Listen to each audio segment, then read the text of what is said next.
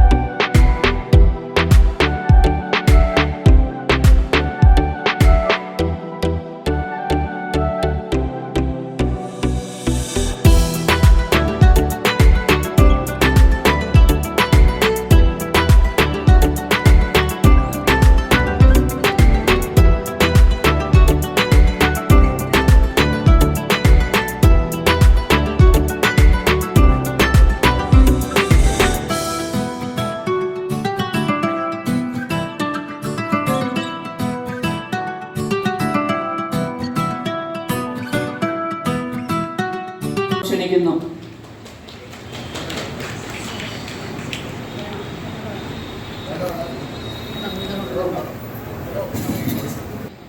Delhi union വനിതാ സംഘത്തിന്റെ കോർഡിനേറ്ററും union കൗൺസിലറുമായ Shri കൃപി പ്രകാശ സാറിനെ ഏറ്റവും ആദരപൂർവ്വം ഈ വേദിയിലേക്ക് ക്ഷണിക്കുന്നു.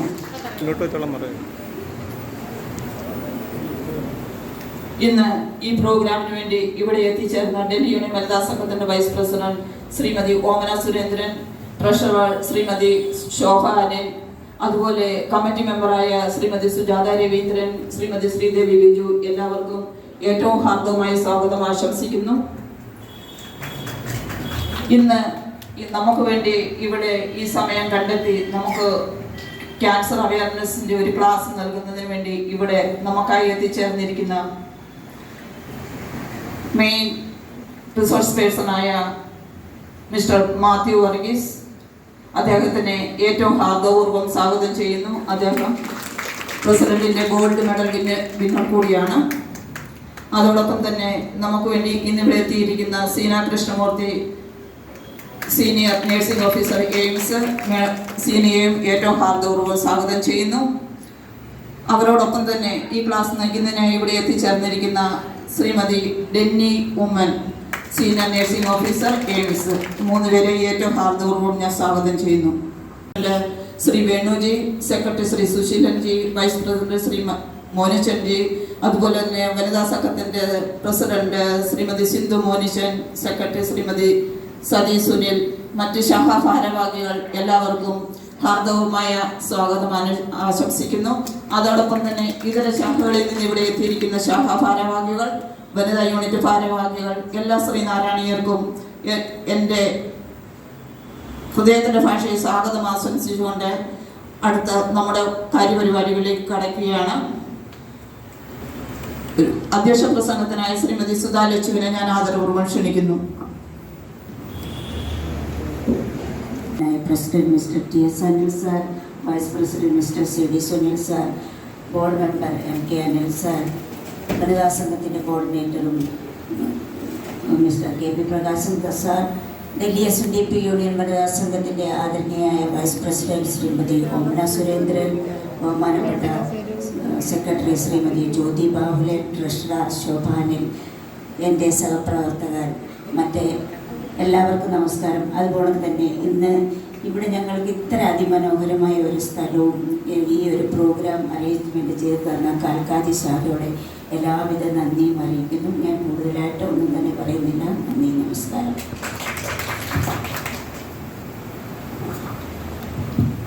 അടുത്തതായിട്ട് ഉദ്ഘാടന പ്രസംഗത്തിനായി ആദരണീയനായ union president Shri TS Anil അവരുടെ സ്നേഹപൂർവ്വം ക്ഷണിക്കുന്നു.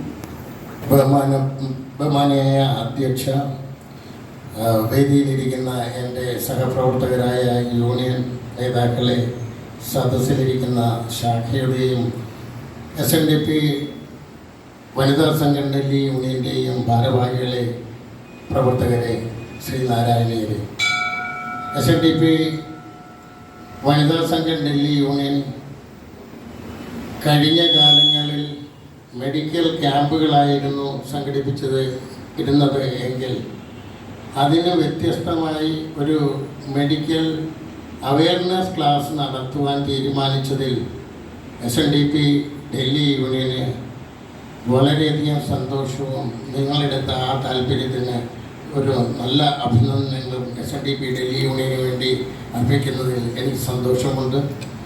ഇത്തരം നല്ല പരിപാടികൾ ഇനിയും ഏറ്റെടുത്ത് നമ്മുടെ ഡൽഹിയിലെ നമ്മുടെ വനിതാ സംഘത്തിൻ്റെ വിവിധ ശാഖകൾ അത് ഏറ്റെടുത്ത് നടത്തുന്നതിന് വേണ്ടുന്ന എല്ലാവിധ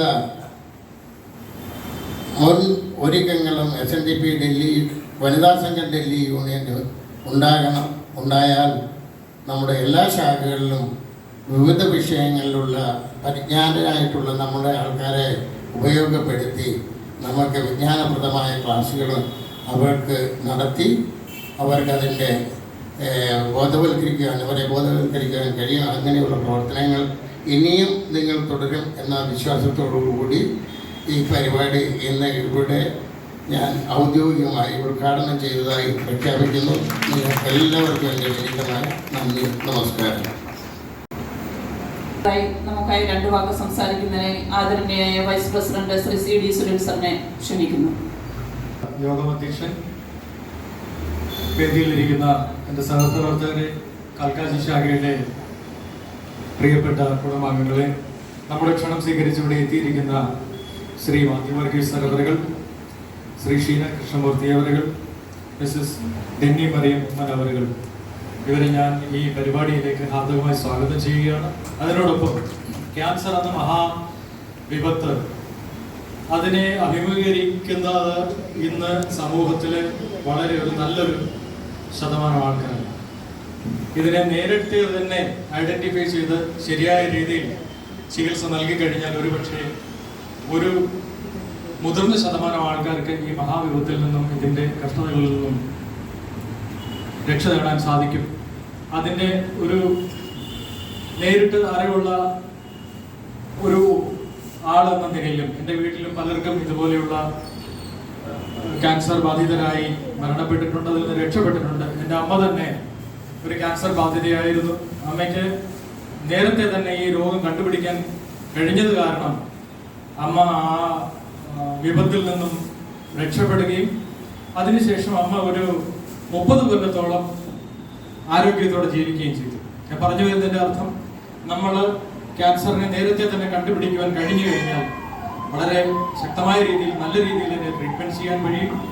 അതിനെപ്പറ്റി ശ്രീ മാത്യു വർഗീസ് അവറുകളും ഇന്നിവിടെ എത്തിയിരിക്കുന്ന ഷീന കൃഷ്ണമൂർത്തി, അതുപോലെ ഡെന്നി മറിയം ഉമ്മൻ, ഇവർ നിങ്ങൾക്ക് അതിൻ്റെ ബേസിക് ആയിട്ടുള്ള നോളജുകൾ തരും.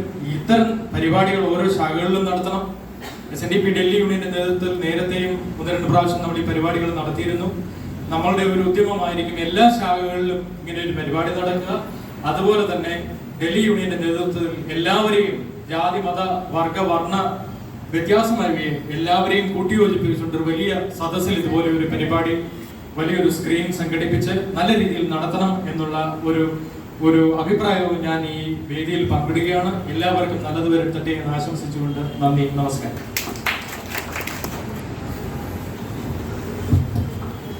നമ്മുടെ യൂണിയൻ കൗൺസിലർ ശ്രീ സതീഷ സാർ ഇവിടെ എത്തിയിട്ടുണ്ട്. സതീഷ സാറിന് ഹാർദവമായ സ്വാഗതം.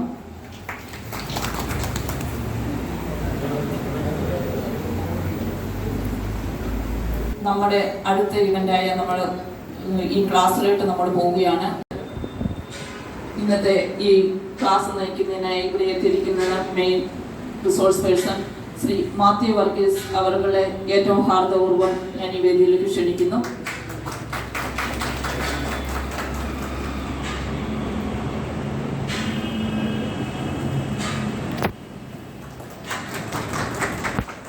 അടുത്തതായി Shrimati Seena Krishnamoorthy, senior nursing officer, സീനയെ ഏറ്റവും ഹാർദപൂർവ്വം ഈ വേദിയിലേക്ക് ക്ഷണിക്കുന്നു.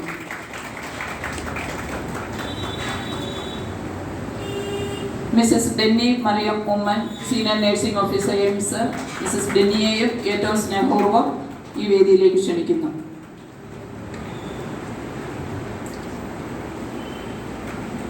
നമ്മുടെ ഈ ഒരു ഡിപ്പാർട്ട്മെന്റ് കൊടുക്കുന്നുണ്ട്, അതൊരു വലിയ കാര്യമാണ്.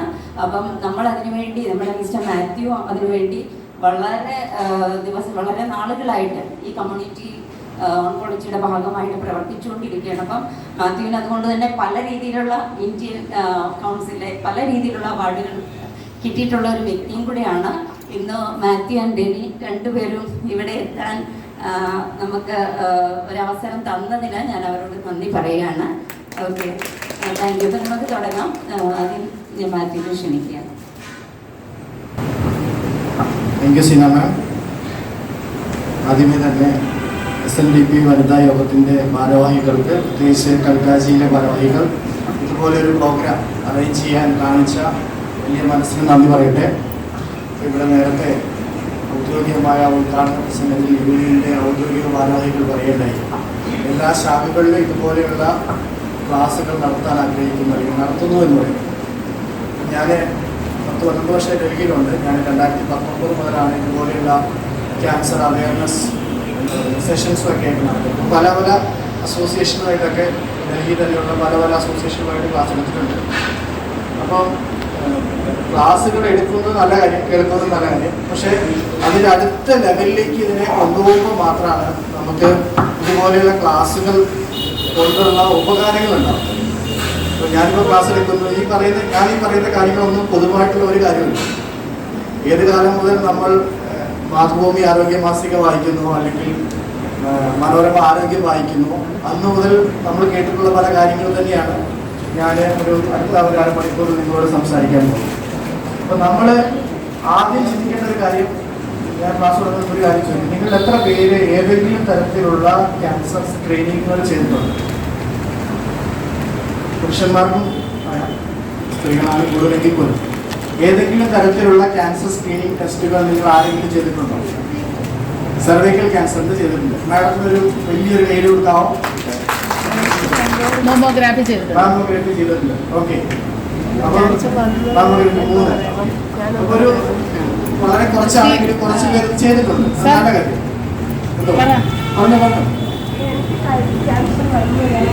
വന്നിട്ട് ഓക്കെ ആയിരിക്കുന്നതാണ്. ഒരു ക്യാൻസർ പണ്ട് നമ്മളിതിനെ ക്യാൻസർ സർവൈവേഴ്സ് എന്നാണ് പറഞ്ഞുകൊണ്ടിരുന്നത്. ഇപ്പോൾ അവരെ ക്യാൻസർ വിന്നേഴ്സ് എന്നാണ് പറയുന്നത്. നമ്മൾ ക്യാൻസർ സർവൈവേഴ്സ് എന്നാണ് എനിക്ക് കേട്ടിട്ടുണ്ടാവും. പക്ഷെ ഇപ്പോൾ അവരെ ക്യാൻസർ വിന്നേഴ്സ് ആയിട്ടാണ് പറയപ്പെടുന്നത്. അപ്പോൾ നമ്മൾ പറഞ്ഞു വന്നതിന് ചുരുക്കം എത്രയേ ഉള്ളൂ, നമ്മൾ ഈ ക്ലാസ് കേട്ടത് കൊണ്ട് മാത്രം കാര്യമില്ല, നമ്മൾ കേൾക്കുന്ന കാര്യങ്ങൾ നമ്മുടെ ജീവിതത്തിൽ പ്രയോജനപ്പെടുത്തുകയും കൂടി വേണം.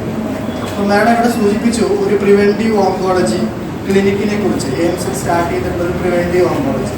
അല്ലെ, കോവിഡ് വന്നതിന് ശേഷമാണ് ആളുകൾ കൂടുതൽ പ്രതിരോധത്തിലേക്ക്, അല്ലെ, prevention is better than cure എന്ന് പറയുന്ന ആ ഒരു പഴയ പഴഞ്ചൊല്ലിലേക്ക് വീണ്ടും പോയത്. കോവിഡ് വരുന്നതിനെ കുറിച്ച് ആരും ചിന്തിച്ചിരുന്നില്ല. കോവിഡ് വന്നതിന് ശേഷം ആളുകൾ പലതരത്തിലുള്ള പ്രതിരോധ പ്രവർത്തനങ്ങൾ മൊത്തത്തിൽ നമ്മുടെ ആരോഗ്യത്തെ എടുക്കുകയാണെങ്കിൽ ചെയ്യുന്നുണ്ട്. അല്ലെ, നടക്കാൻ തുടങ്ങുന്നു, വ്യായാമം ചെയ്യാൻ തുടങ്ങുന്നു, വിവിധ തരത്തിലുള്ള ഡയറ്റ് ചെയ്യാൻ തുടങ്ങുന്നു. ഇപ്പം ഞാൻ കഴിഞ്ഞ ദിവസം നാട്ടിൽ പോയപ്പോൾ, ഞങ്ങളൊക്കെ നാട്ടിൻ പ്രദേശമാണ്, പക്ഷെ അവിടെ പോലും ആളുകൾ രാവിലെ ഇറങ്ങി നടക്കാൻ തുടങ്ങി. പണ്ടൊന്നും അങ്ങനത്തെ കാര്യങ്ങൾ ജസ്റ്റ് ടൗണുകളിൽ മാത്രമേ ഉള്ളൂ. പക്ഷേ ഇപ്പോൾ ആളുകൾ മാറി ചിന്തിച്ചു തുടങ്ങി. അപ്പോൾ പ്രിവെൻറ്റീവ് ഓങ്കോളജി എന്ന് പറയുന്നത് ജസ്റ്റ് എല്ലാ തരത്തിലുള്ള ഒരു ക്യാൻസർ സ്ക്രീൻ ചെയ്യാൻ വേണ്ടിയിട്ട് എയിംസിൽ സ്റ്റാർട്ട് ചെയ്ത ഒരു ക്ലിനിക്കാണ്. അപ്പോൾ ഈ ഒരു ക്ലിനിക്ക് നമ്മൾ തുടങ്ങിയ സമയത്ത് നമ്മൾ നേരിട്ട ഏറ്റവും പ്രധാനപ്പെട്ട പ്രശ്നം എന്ന് വെച്ചിട്ടുണ്ടെങ്കിൽ, ഈ ഒരു ക്ലിനിക്കിനെ കുറിച്ച് പറയുകയാണെങ്കിൽ ഇത് എല്ലാ വെള്ളിയാഴ്ചയും ശനിയാഴ്ചയും മാത്രം പ്രവർത്തിക്കുന്ന ക്ലിനിക്കാണ്. ഒരു ദിവസം ഈ ക്ലിനിക്കിൽ വെറും 5 ആളുകളെ മാത്രമേ നോക്കുള്ളൂ. നമ്മൾ കുറച്ച് ഡീറ്റെയിൽഡ് ആയിട്ട് അവർ എക്സാമിൻ ചെയ്യേണ്ടത് കൊണ്ട് ഒരാൾക്ക് മിനിമം ഒരു 20 മിനിറ്റ്സ് അരമണിക്കൂർ എടുത്ത് ചെയ്യേണ്ടത് കൊണ്ട് വെറും 5 പേരെ നമ്മൾ രജിസ്റ്റർ ചെയ്യത്തുള്ളൂ. ഈ രജിസ്റ്റർ ചെയ്യുന്നവർക്ക്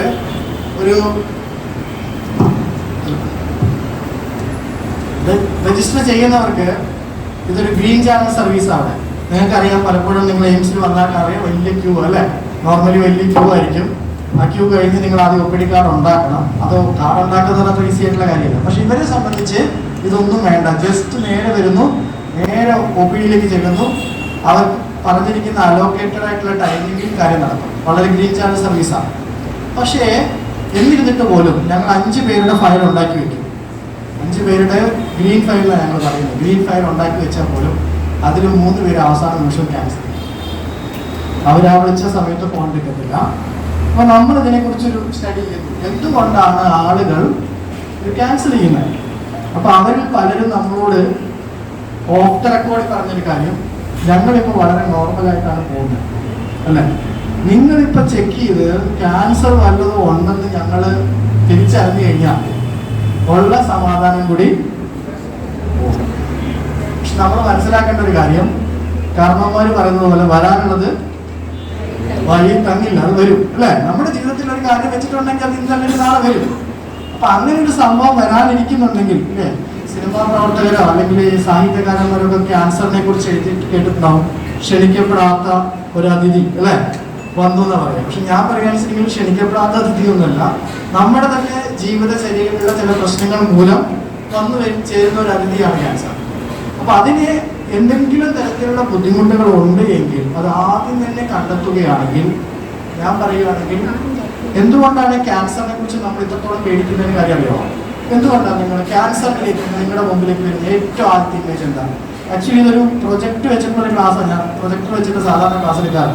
ഇതിപ്പോൾ അതില്ലാത്തത് കൊണ്ട് ഞാൻ ഈ പറഞ്ഞ് ഫലിപ്പിക്കണം നിങ്ങൾ. അപ്പോൾ നിങ്ങൾ അങ്ങോട്ടും ഇങ്ങോട്ടും സംസാരിച്ചാൽ മാത്രമേ ഇത് മുമ്പോട്ട് പോകത്തുള്ളൂ. പറയൂ, നിങ്ങൾ ക്യാൻസർ എന്ന് കേൾക്കുമ്പോൾ നിങ്ങളുടെ മുമ്പിലേക്ക് വരുന്ന ഏറ്റവും ആദ്യത്തെ ഒരു ഇമേജ് എന്താണ്? വേദന 1, 2 മുടിയില്ലാത്തൊരവസ്ഥ ഇല്ലേ, മെലിഞ്ഞു ഉണങ്ങിയൊരു രൂപം അല്ലേ, ഇതൊക്കെയാണ് നമ്മളെ ഏറ്റവും കൂടുതൽ നമ്മുടെ മനസ്സിലേക്ക് കയറി വരുന്നൊരു രൂപം അല്ലേ. പലപ്പോഴും നമ്മൾ കണ്ടിട്ടുണ്ടാവും, ക്യാൻസറിന് മുമ്പ് ഒരു വ്യക്തിയെ കണ്ട ശേഷം ട്രീറ്റ്മെന്റിന് ശേഷമോ അല്ലെങ്കിൽ അയാൾ അവസാന ദിവസങ്ങളിലൊക്കെ അയാളെ കാണുമ്പോൾ വളരെ തിരിച്ചറിയാൻ പോലും കഴിയുന്നില്ല കേട്ടോ, എന്ന് നമ്മൾ ആദ്യം പറയും. കാരണം എന്താണെന്ന് വെച്ചിട്ടുണ്ടെങ്കിൽ ഒരു ക്യാൻസർ കൊണ്ട് മാത്രമല്ല അയാൾക്ക് ബുദ്ധിമുട്ട്, ക്യാൻസറിന് എടുക്കുന്ന ട്രീറ്റ്മെന്റ് ആയിട്ടുള്ള കീമോതെറാപ്പിയുടെ സൈഡ് എഫക്റ്റ് കൊണ്ടും കൂടിയാണ് ഇങ്ങനെയുള്ളൊരു വിരൂപമായ രൂപത്തിലേക്ക്, തിരിച്ചറിയാൻ പറ്റാത്ത രൂപത്തിലേക്ക് ആളുകൾ മാറുന്നത്. അപ്പൊ ഞാൻ പറഞ്ഞു വന്നതിന് ചുരുക്കം, അപ്പൊ നമ്മളിന്ന് സംസാരിക്കാൻ പോകുന്ന മെയിൻലി 2 ക്യാൻസറുകളെ കുറിച്ചാണ്. 1 ബ്രസ്റ്റ് ക്യാൻസർ, 2 സെർവൈക്കൽ ക്യാൻസർ. ഈ 2 ക്യാൻസറും അറ്റ് ഏർലി സ്റ്റേജിൽ നമ്മൾ കണ്ടെത്തുകയാണെങ്കിൽ ഒരു പക്ഷേ കീമോതെറാപ്പി കൂടാതെ തന്നെ നിങ്ങൾക്ക് സുഖപ്പെടുത്താൻ കഴിയും.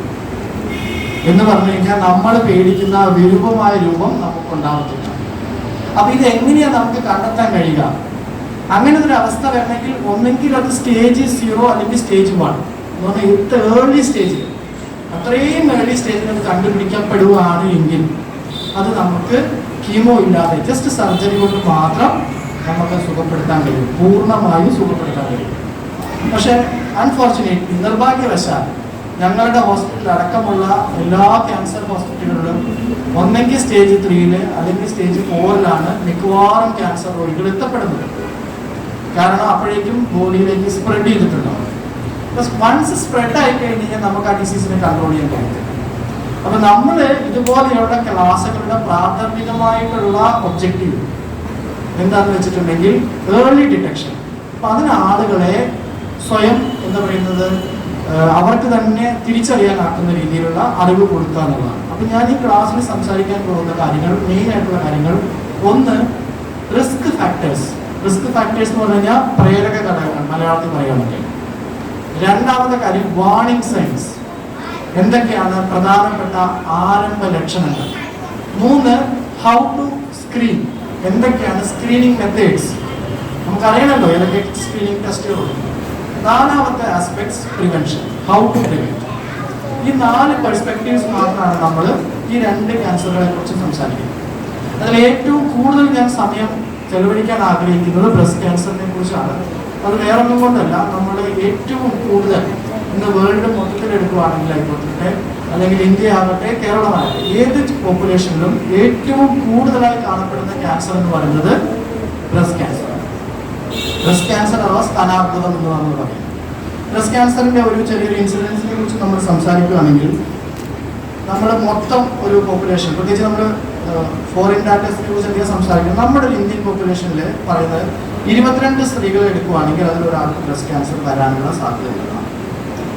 അപ്പോൾ നിങ്ങൾ ആലോചിച്ച് നോക്കുക, ഇത് ഞാൻ ഈ പറയുന്ന ഡാറ്റ എന്ന് പറയുന്നത് 2 കൊല്ലം മുമ്പത്തെ ഡാറ്റയാണ്.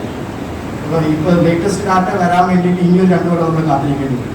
അതിപ്പോൾ ഒരു പക്ഷേ 22 എന്നുള്ളത് ചിലപ്പോൾ 20, 18, 17 ഒക്കെ ആയിട്ടുണ്ടാവും. എന്ന് പറഞ്ഞു കഴിഞ്ഞാൽ നമ്മുടെ ചുറ്റുവട്ടത്തുള്ള ആളുകൾ, അല്ലേ, പണ്ട് കാലത്ത് ഇത്രയും വലിയ അസുഖം ഇത്രയും വലിയ കോമൺ ആയിരുന്നില്ല. പക്ഷെ ഇപ്പം നമ്മൾ മാത്രം നമ്മളെക്കുറിച്ച് തന്നെ ചിന്തിച്ച് കഴിഞ്ഞാൽ ഈ വിരലിലുണ്ടാവുന്ന അത്രയും ആളുകൾ നമുക്ക് പരിചയമുള്ളവർക്ക് ക്യാൻസർ ഉണ്ടാവും. അതിൽ ഒരാൾക്കെങ്കിലും എന്തായിരിക്കും? ബ്രസ്റ്റ് ക്യാൻസർ ആയിരിക്കും. എന്നാൽ അത്രയും വളരെ കോമൺ ആയിരിക്കുന്ന ഒരു അസുഖമാണ് ബ്രസ്റ്റ് ക്യാൻസർ. അപ്പോൾ ഈ ബ്രസ്റ്റ് ക്യാൻസറിന്റെ കാരണങ്ങൾ ഏറ്റവും നമ്മൾ ആദ്യം സംസാരിക്കാൻ പോകുന്നത് റിസ്ക് ഫാക്ടേഴ്സ് അല്ലെങ്കിൽ പ്രേരക ഘടകങ്ങൾ. നമ്മൾ പറയുന്ന സയൻസ് പറയുന്നത് ഒരു ക്യാൻസറിന്റെയും കറക്റ്റ് എക്സാക്ട് കോസ് എന്താണെന്ന് കണ്ടുപിടിക്കപ്പെട്ടിട്ടില്ല എന്നാണ് പറയുന്നത്. അപ്പോൾ നമ്മൾ ബാക്കിയുള്ള അണുബാധകളെ പോലെ എക്സാക്ട് കോസ് എന്താണെന്ന് കണ്ടുപിടിക്കപ്പെട്ടിട്ടില്ല. പക്ഷെ കുറച്ചധികം ഫാക്ടറുകൾ ഒരുമിച്ച് ചേരുമ്പോൾ ചില രോഗികളിൽ, ചില ആളുകളിൽ ജനിതക മാറ്റം സംഭവിക്കുന്നു എന്നാണ് ഇപ്പോൾ ഗവേഷണത്തിലൂടെ കണ്ടുപിടിക്കപ്പെട്ടിരിക്കുന്നത്. നമ്മുടെ ശരീരത്തിലൊക്കെ ഒരു ജീനുകളുണ്ടല്ലോ. അപ്പോൾ ആ ജീനിലുണ്ടാകുന്ന മാറ്റങ്ങൾ മൂലമാണ് ശരീരത്തിലെ കോശങ്ങളിൽ അനിയന്ത്രിതമായി കോശങ്ങൾ വർദ്ധിച്ച് അത് ക്യാൻസറായി മാറുന്നു എന്നാണ് പറയുന്നത്. അപ്പോൾ അതിൽ ഏറ്റവും ആദ്യത്തെ റിസ്ക് ഫാക്ടർ എന്ന് പറയുന്നത്, കുറേയധികം റിസ്ക് ഫാക്ടറുകളുണ്ട്, പലതും നിങ്ങൾ കേട്ടിട്ടുണ്ടാവുമായിരിക്കും. പക്ഷേ ഏറ്റവും ആദ്യത്തെ റിസ്ക് ഫാക്ടർ എന്ന് പറയുന്നത് ഫീമെയിൽ, സ്ത്രീ ആയിരിക്കുക എന്നുള്ളതിൻ്റെ റിസ്ക് ഫാക്ടറാണ്. അപ്പോൾ നിങ്ങൾ പലർക്കും ഒരു സംശയം ഉണ്ടാകും, പുരുഷന്മാരിൽ ബ്രസ്റ്റ് ക്യാൻസർ വരുമോ എന്നുള്ളത്. എന്താ നിങ്ങളുടെ അഭിപ്രായം? പുരുഷന്മാർക്ക് ബ്രസ്റ്റ് ക്യാൻസർ വരുമോ? അതെ, പുരുഷന്മാർക്ക് ബ്രസ്റ്റ് ക്യാൻസർ വരും. കാരണം ബ്രസ്റ്റ് എന്ന് പറയുന്ന ഒരു ഓർഗൻ അല്ലെങ്കിൽ അവയവം സ്ത്രീകൾക്കും പുരുഷന്മാർക്കും ഉണ്ട്. നമ്മുടെ 22 സ്ത്രീകളിൽ ഒരാൾക്ക് സ്ത്രീകളിൽ ബ്രസ്റ്റ് ക്യാൻസർ വരുമെങ്കിൽ പുരുഷന്മാരിലത് 1000-ൽ ഒരാൾക്കായിട്ടാണ് പറയപ്പെടുന്നത്. അപ്പോൾ 2 ഗ്രൂപ്പിലും പുരുഷന്മാരിലും സ്ത്രീകളിലും ബ്രസ്റ്റ് ക്യാൻസർ വരും. രണ്ടാമത്തെ ഒരു റിസ്ക് ഫാക്ടർ അല്ലെങ്കിൽ പ്രേരക ഘടകമായിട്ട് പറയുന്നത് നമ്മുടെ വയസ്സ്, ഏജാണ്. ഏജ് മോർ ദാൻ 40 ഇയേഴ്സ് എന്നാണ് പറയുന്നത്. പക്ഷെ ഞാനിപ്പോൾ പറയുന്നത് ഏജ് മോർ ദാൻ 35 ഇയേഴ്സ്. 35 വയസ്സിന് ശേഷമുള്ള സ്ത്രീകളിൽ ബ്രസ്റ്റ് ക്യാൻസർ വരാനുള്ള സാധ്യത വളരെ കൂടുതലായിട്ടാണ് കാണപ്പെടുന്നത്. ഇത് പറയുമ്പോൾ തന്നെ 17 വയസ്സുള്ള ഒരു കുഞ്ഞിന് 2 മാസം മുമ്പ് നമ്മൾ അവിടെ സർജറി ചെയ്തു. അപ്പോൾ ഇതൊരു ഏജ് ഒരു ഫാക്ടർ അല്ല. പക്ഷെ എങ്കിൽ പോലും ഏറ്റവും കൂടുതലായി കാണപ്പെടുന്ന ഒരു പോപ്പുലേഷൻ എന്ന് പറയുന്നത് നമ്മളൊരു റൗണ്ട് ഫിഗറിൽ പറയുകയാണെങ്കിൽ 40 വയസ്സോ അതിന് മുകളിലുള്ളവരാണ്. കുറവാണ്. പക്ഷെ മകൾക്ക് വരാനുള്ള സാധ്യതയുണ്ട്. അപ്പോൾ അത് സാധ്യതയുണ്ടെങ്കിൽ പോലും അത് നേരത്തെ കണ്ടുപിടിക്കാനുള്ള ടെസ്റ്റുകൾ ഇന്ന് അവൈലബിൾ ആണ്. അപ്പോൾ ഈ ക്ലാസ്സൊക്കെ ഉദ്ദേശിക്കുന്നത് ആ ടെസ്റ്റുകളൊക്കെ നിങ്ങൾ ചെയ്യണം. അപ്പം നിങ്ങളുടെ കുടുംബത്തിൽ അങ്ങനെ ഒരു പ്രോബ്ലം നിങ്ങൾക്ക് ഇപ്പോൾ ഐഡന്റിഫൈ ചെയ്യുന്നുണ്ടെങ്കിൽ അടുത്ത ദിവസം തന്നെ അങ്ങനെ വല്ല റിസ്ക്, ജനറ്റിക് ആയിട്ടുള്ള എന്തെങ്കിലും റിസ്ക് നമ്മുടെ കയ്യിലുണ്ടോ, ഉണ്ടെങ്കിൽ അതിന് എന്താ ചെയ്യേണ്ടതെന്നുള്ള പടിയിലേക്ക് നമ്മൾ പോകണം. അപ്പം അതിനുള്ള ഫെസിലിറ്റി ഇന്ന് അവൈലബിൾ ആണ്. പ്രത്യേകിച്ച് നമ്മൾ ഡൽഹി പോലുള്ള വലിയൊരു മഹാനഗരത്തിൽ ജീവിക്കുന്ന സമയത്ത് നമുക്ക് അങ്ങനെയുള്ള ഫെസിലിറ്റീസുകൾ ഈസി ആയിട്ട് യൂട്ടിലൈസ് ചെയ്യാൻ പറ്റും. അടുത്തത് പറയപ്പെടുന്നത് നമ്മുടെ ആർത്തവുമായിട്ട് ബന്ധപ്പെട്ട 2 ഘടകങ്ങളാണ്. ഒന്ന്, നേരത്തെ ആർത്തവം വരിക. ഇപ്പം നമുക്ക് തന്നെ അറിയാം, നമ്മുടെ ഒരു പക്ഷേ ഒരു 10-20 വർഷം മുമ്പുള്ള പെൺകുട്ടികളെ പോലെയല്ല ഇപ്പോഴത്തെ ജനറേഷൻ. അവർക്ക് ആർത്തവം പെട്ടെന്ന് വരുന്നുണ്ട്. അതിന് പല കാരണങ്ങളുണ്ട്. അവർ കഴിക്കുന്ന ഭക്ഷണത്തിൻ്റെതാന്ന് പറയുന്നു, അവർക്ക് വ്യായാമം ഇല്ലാത്തത് കൊണ്ടാന്ന് പറയുന്നു, എന്തുകൊണ്ടേ പല കാരണങ്ങൾ കൊണ്ട് അവർക്ക് ആർത്തവം നേരത്തെ വരും. അപ്പോൾ ഇവർ പറയുന്ന ഗവേഷണം പറയുന്നത് എങ്ങനെയാണ്, ഒരു കുഞ്ഞിന്, ഒരു പെൺകുട്ടിക്ക് 12 വയസ്സിന് മുൻപ് ആർത്തവം സ്റ്റാർട്ട് ചെയ്യുകയാണ് എങ്കിൽ ആ പെൺകുട്ടിക്ക് റിസ്ക് ഫാക്ടർ, ആ പെൺകുട്ടിയുടെ റിസ്ക് ഗ്രൂപ്പായിട്ടാണ് പറയപ്പെടുന്നത്. അപ്പം അങ്ങനെയുള്ള കുട്ടികളെ നമ്മൾ പ്രത്യേകം ശ്രദ്ധിക്കണം. അപ്പോൾ അവർക്ക് ഏതെങ്കിലും തരത്തിലുള്ള വാർണിംഗ് സയൻസിനെ കുറിച്ച് നമ്മൾ സംസാരിക്കും. അങ്ങനെ ഉണ്ടാവുന്നുണ്ടെങ്കിൽ അതിന് നമ്മൾ നെഗ്ലക്ട് ചെയ്യണം. പ്രത്യേകിച്ച് നമ്മുടെ ഒരു പ്രൈവറ്റ് ഓർഗനിൽ എന്തെങ്കിലും ഒരു പ്രോബ്ലം വരുന്ന സമയത്ത് സ്ത്രീകൾ പൊതുവെ സഹകരമാണ്. അവരെന്തെങ്കിലും പ്രശ്നം ഉണ്ടെങ്കിൽ തന്നെ പകുതിയും അവരത് അടിച്ചു പിടിക്കും. ഒട്ടും നിവർത്തിയില്ലാതെ വരുമ്പോൾ അവർ പറയത്തുള്ളൂ. പക്ഷെ ഇങ്ങനെയുള്ള റിസ്ക് പോപ്പുലേഷൻ അവർക്കൊരു ചെറിയൊരു ഡൗട്ട് തുടങ്ങുന്നുണ്ടെങ്കിൽ തന്നെ അപ്പോൾ തന്നെ അതിനുള്ള ഇൻവെസ്റ്റിഗേഷൻസ് ചെയ്യണം. രണ്ടാമത്തെ പോപ്പുലേഷൻ എന്ന് പറയുന്ന ആർത്തവുമായിട്ട് റിലേറ്റ് ചെയ്ത് നോർമലി നമ്മുടെ ആർത്തവ വിരാമം അല്ലെങ്കിൽ മെനോപോസ് എന്ന് പറയുന്നത് 55 വയസ്സിനുള്ളിൽ നടക്കേണ്ട പ്രോസസ്സാണ്. പക്ഷെ ചില സ്ത്രീകളിൽ 55 വയസ്സിന് ശേഷവും ആർത്തവം കണ്ടിന്യൂ ചെയ്യുന്നുണ്ടെങ്കിൽ ആ ഒരു പോപ്പുലേഷനും റിസ്കി പോപ്പുലേഷനായിട്ടാണ് പറയുന്നത്. അപ്പോൾ 2 പോപ്പുലേഷനാണ് ആർത്തവമായിട്ട് റിസ്ക് ഗ്രൂപ്പിലുള്ളത്. ഒന്ന്, ആർത്തവം 12 വയസ്സിന് മുൻപേ തുടങ്ങിയ കുഞ്ഞുങ്ങൾ. 2, ഞാൻ നേരത്തെ സൂചിപ്പിച്ചതുപോലെ ആർത്തവ വിരാമം 55 വയസ്സിന് ശേഷമുള്ളത്. അപ്പം അങ്ങനെയുള്ളൊരു ഗ്രൂപ്പ് ഉണ്ടെങ്കിൽ അവർ തീർച്ചയായും ശ്രദ്ധിക്കണം. അടുത്ത ഒരു റിസ്ക് ഫാക്ടറായിട്ട് പറയപ്പെടുന്നത് ഒബിസിറ്റി അല്ലെങ്കിൽ അമിതവണ്ണം. ഇല്ലേ? അമിതവണ്ണത്തെ കുറിച്ച് നമുക്കറിയാം. അമിതവണ്ണം ബ്രസ്റ്റ് ക്യാൻസർ മാത്രമല്ല, എല്ലാ തരത്തിലുള്ള ജീവിതചര്യ രോഗങ്ങൾ, lifestyle disorders including heart disease, hypertension, diabetes, ഇതുമെല്ലാം ബന്ധപ്പെട്ട് കിടക്കുന്നതാണ് അമിതവണ്ണം. അപ്പം നമുക്ക് ഒബിസിറ്റി ഉണ്ടോ അല്ലെങ്കിൽ അമിതവണ്ണം ഉണ്ടോ എങ്ങനെ കണ്ടുപിടിക്കാൻ പറ്റും? ഒരു സിമ്പിൾ ആയിട്ടുള്ള ടെസ്റ്റാണ്. നമ്മുടെ ഹൈറ്റും വെയിറ്റും വെച്ച് നമുക്ക് BMI എന്ന് പറഞ്ഞൊരു കാൽക്കുലേറ്റർ കിട്ടും, ഓൺലൈനിൽ നമുക്ക് കിട്ടും. അതിലിട്ട് കൊടുത്തു കഴിഞ്ഞാൽ നമ്മുടെ BMI ഇൻഡെക്സ് നമുക്ക് കിട്ടും. അത് അമിതവണ്ണം എന്ന് പറയുന്ന ഒരു കാറ്റഗറി എന്ന് പറഞ്ഞാൽ 30-ന് മുകളിലാവുമ്പോഴാണ് അമിതവണ്ണമായിട്ട് അതിനെ കണക്കാക്കുന്നത്. 25 വരെയാണ് നോർമൽ പറയുന്നത്. 25-നും എന്താ പറയുന്നത് 30-നും ഇടയ്ക്കാണെങ്കിൽ അതിന് ഓവർ വെയിറ്റ് എന്നാണ് പറയുന്നത്. അപ്പൊ ഈ 25-നും 30-നും ഇടയ്ക്കും ഓവർ വെയിറ്റ് ആയിട്ടുള്ള ആളുകളും 30-ന് മുകളിലുള്ള അമിതവണ്ണമുള്ള ആളുകളും അത് കുറയ്ക്കാനുള്ള കാര്യങ്ങൾ വേഗം ചെയ്തു തുടങ്ങണം. അത് ബ്രസ്റ്റ് ക്യാൻസർ പ്രിവെന്റ് ചെയ്യാൻ വേണ്ടി മാത്രമല്ല, എല്ലാ തരത്തിലുള്ള ലൈഫ് സ്റ്റൈൽ ഡിസോർഡേഴ്സിനും നിങ്ങളെ സഹായിക്കും. പിന്നെ അടുത്തത് വന്ധ്യത, ഫീമെയിൽ ഇൻഫെർട്ടിലിറ്റി. കുഞ്ഞുങ്ങളില്ലാത്തവർക്ക് ബ്രസ്റ്റ് ക്യാൻസർ വരാനുള്ള സാധ്യത കൂടുതലായിട്ടാണ് പറയപ്പെടുന്നത്. പിന്നെ അടുത്ത് പറയുന്നത് കുറഞ്ഞ കാലഘട്ടം മുലയൂട്ടുക. അപ്പൊ നമ്മൾ മുലയൂട്ടുന്നത് വഴി ബ്രസ്റ്റ് ക്യാൻസർ പ്രിവെന്റ് ചെയ്യാൻ പറ്റും. കേട്ടിട്ടുണ്ടാവുന്നില്ല. അപ്പം നമ്മൾ പറയുന്നത് എങ്ങനെയാണ്? അപ്പൊ നിങ്ങൾക്ക് 2 കുഞ്ഞുങ്ങളുണ്ടെന്ന് വിചാരിക്കാം. 2 കുഞ്ഞുങ്ങൾക്കും കൂടി ചേർത്ത് അറ്റ്ലീസ്റ്റ് നിങ്ങൾ 2 ഇയർ ഫീഡ് ചെയ്യണം. അതാണ് ഒരു മിനിമം റിക്വയർമെന്റ് എന്ന് പറയുന്നത്. ഇപ്പൊ നമ്മളുടെ ഒരു പക്ഷേ ജോലി തിരക്ക് കൊണ്ടോ അല്ലെങ്കിൽ മറ്റുള്ള പ്രശ്നങ്ങൾ കൊണ്ടായിരിക്കും, ചിലപ്പോൾ പാലില്ലാത്ത അവസ്ഥയായിരിക്കാം, അല്ലെങ്കിൽ വേറെ എന്തെങ്കിലും ബുദ്ധിമുട്ടുകൾ കൊണ്ട് അങ്ങനെ കൊടുക്കാൻ പറ്റിയിട്ടില്ല എങ്കിൽ അതൊരു റിസ്ക് ഫാക്ടറായിട്ടാണ് കണക്കാക്കപ്പെടുന്നത്. അങ്ങനെയുള്ള ഒരു കാറ്റഗറിയിലുള്ള ആരെങ്കിലും ഇവിടെ ഇരിക്കുന്നുണ്ടെങ്കിൽ നമ്മൾ ശ്രദ്ധിക്കണം. എന്ന് പറഞ്ഞാൽ ഞാൻ ഈ പറയുന്ന വാർണിംഗ് സൈനുകൾ, അടുത്ത സ്ലൈഡുകളിൽ പറയുന്ന വാർണിംഗ് സൈൻസുകൾ നമുക്കുണ്ടെങ്കിൽ വേഗം ശ്രദ്ധിക്കണം. അടുത്തതായിട്ട് പറയുന്നത്, നമ്മൾ ഏതെങ്കിലും തരത്തിലുള്ള ഹോർമോണൽ ചികിത്സകൾ ചെയ്യുന്നുണ്ട്. പ്രത്യേകിച്ച് നമ്മൾ ഇപ്പോൾ അങ്ങനെയുള്ള കാര്യങ്ങളൊക്കെ വളരെ അത്ര കോമൺ അല്ല. പണ്ടൊക്കെ എങ്ങനെയാണെന്ന് വെച്ചിട്ടുണ്ടെങ്കിൽ നമ്മൾ ഏതെങ്കിലും തരത്തിലുള്ള ഗർഭനിരോധന ഗുളികകൾ, ഇപ്പം നമ്മളെല്ലാം ഡോക്ടർമാരെ കണ്ടിട്ടൊക്കെ അങ്ങനത്തെ കാര്യങ്ങൾ ചെയ്യാറുള്ളൂ. പക്ഷെ പണ്ട് കാലത്ത് അങ്ങനെ ആയിരുന്നില്ല. ഏതെങ്കിലും ഒരു കെമിസ്ട്രി ഷോപ്പിൽ പോയിട്ട് അത് കഴിക്കാനുള്ള ഒരു ടെൻഡൻസി കൂടുതലായിരുന്നു. അപ്പം അങ്ങനെ എന്തെങ്കിലുമൊക്കെ നേരത്തെ നമ്മൾ ഉപയോഗിച്ചിട്ടുണ്ടെങ്കിൽ അവരിൽ ഇതുപോലുള്ള ഹോർമോണൽ ഇംബാലൻസസ് വന്നിട്ട് ബ്രസ്റ്റ് ക്യാൻസർ ഉണ്ടാകാനുള്ള സാധ്യതയുണ്ട്. അപ്പോൾ ഈ പറഞ്ഞ ഞാൻ നേരത്തെ സൂചിപ്പിച്ച ഈ റിസ്ക് ഫാക്ടറുകൾ ഏതെങ്കിലും ഞാൻ ഈ സംസാരിക്കുമ്പോൾ ചിലപ്പോൾ ഇതൊക്കെ നമ്മളിലുണ്ടല്ലോ എന്നൊരു ചിന്തയുണ്ടാവും, പേടിക്കേണ്ട ആവശ്യമില്ല. അല്ലെങ്കിൽ അടുത്ത് സംസാരിക്കാൻ പോകുന്ന വാർണിംഗ് സൈൻസുകളെ കുറിച്ച് സംസാരിക്കുമ്പോൾ ഇതൊക്കെ എനിക്കും ഉണ്ടല്ലോ, ടെൻഷൻ ആവേണ്ട ആവശ്യമില്ല. പക്ഷെ നമ്മൾ ഒന്ന് വിജിലൻ്റ് ആയിരിക്കും. അപ്പോൾ നമ്മൾ റിസ്ക് ഫാക്ടർ കഴിഞ്ഞു. അടുത്ത് നമ്മൾ സംസാരിക്കാൻ പോകുന്നത് വാർണിംഗ് സൈൻസുകളെ കുറിച്ചാണ്. അതിൽ ഏറ്റവും ആദ്യത്തെ വാർണിംഗ് സൈൻ എന്ന് പറഞ്ഞാൽ നമുക്കറിയാം, ഏതൊരു ക്യാൻസർ ഉണ്ടായിക്കോട്ടെ അതിൻ്റെ ഒരു ആദ്യത്തെ സിംറ്റം അല്ലെങ്കിൽ ഒരാളെ അലേർട്ട് ആവും എപ്പോഴാണെന്ന് വെച്ചിട്ടുണ്ടെങ്കിൽ മുഴ വരുമ്പോൾ, അല്ലേ? അപ്പം നമ്മുടെ ബ്രസ്റ്റിലോ നമ്മുടെ സ്ഥലത്തിലോ കക്ഷത്തിലോ ഏതെങ്കിലും തരത്തിലുള്ള തടിപ്പോ മുഴയോ നിങ്ങൾക്ക് ഫീൽ ചെയ്യുന്നുണ്ടെങ്കിൽ അതെന്തായാലും ഇൻവെസ്റ്റിഗേറ്റ് ചെയ്യും.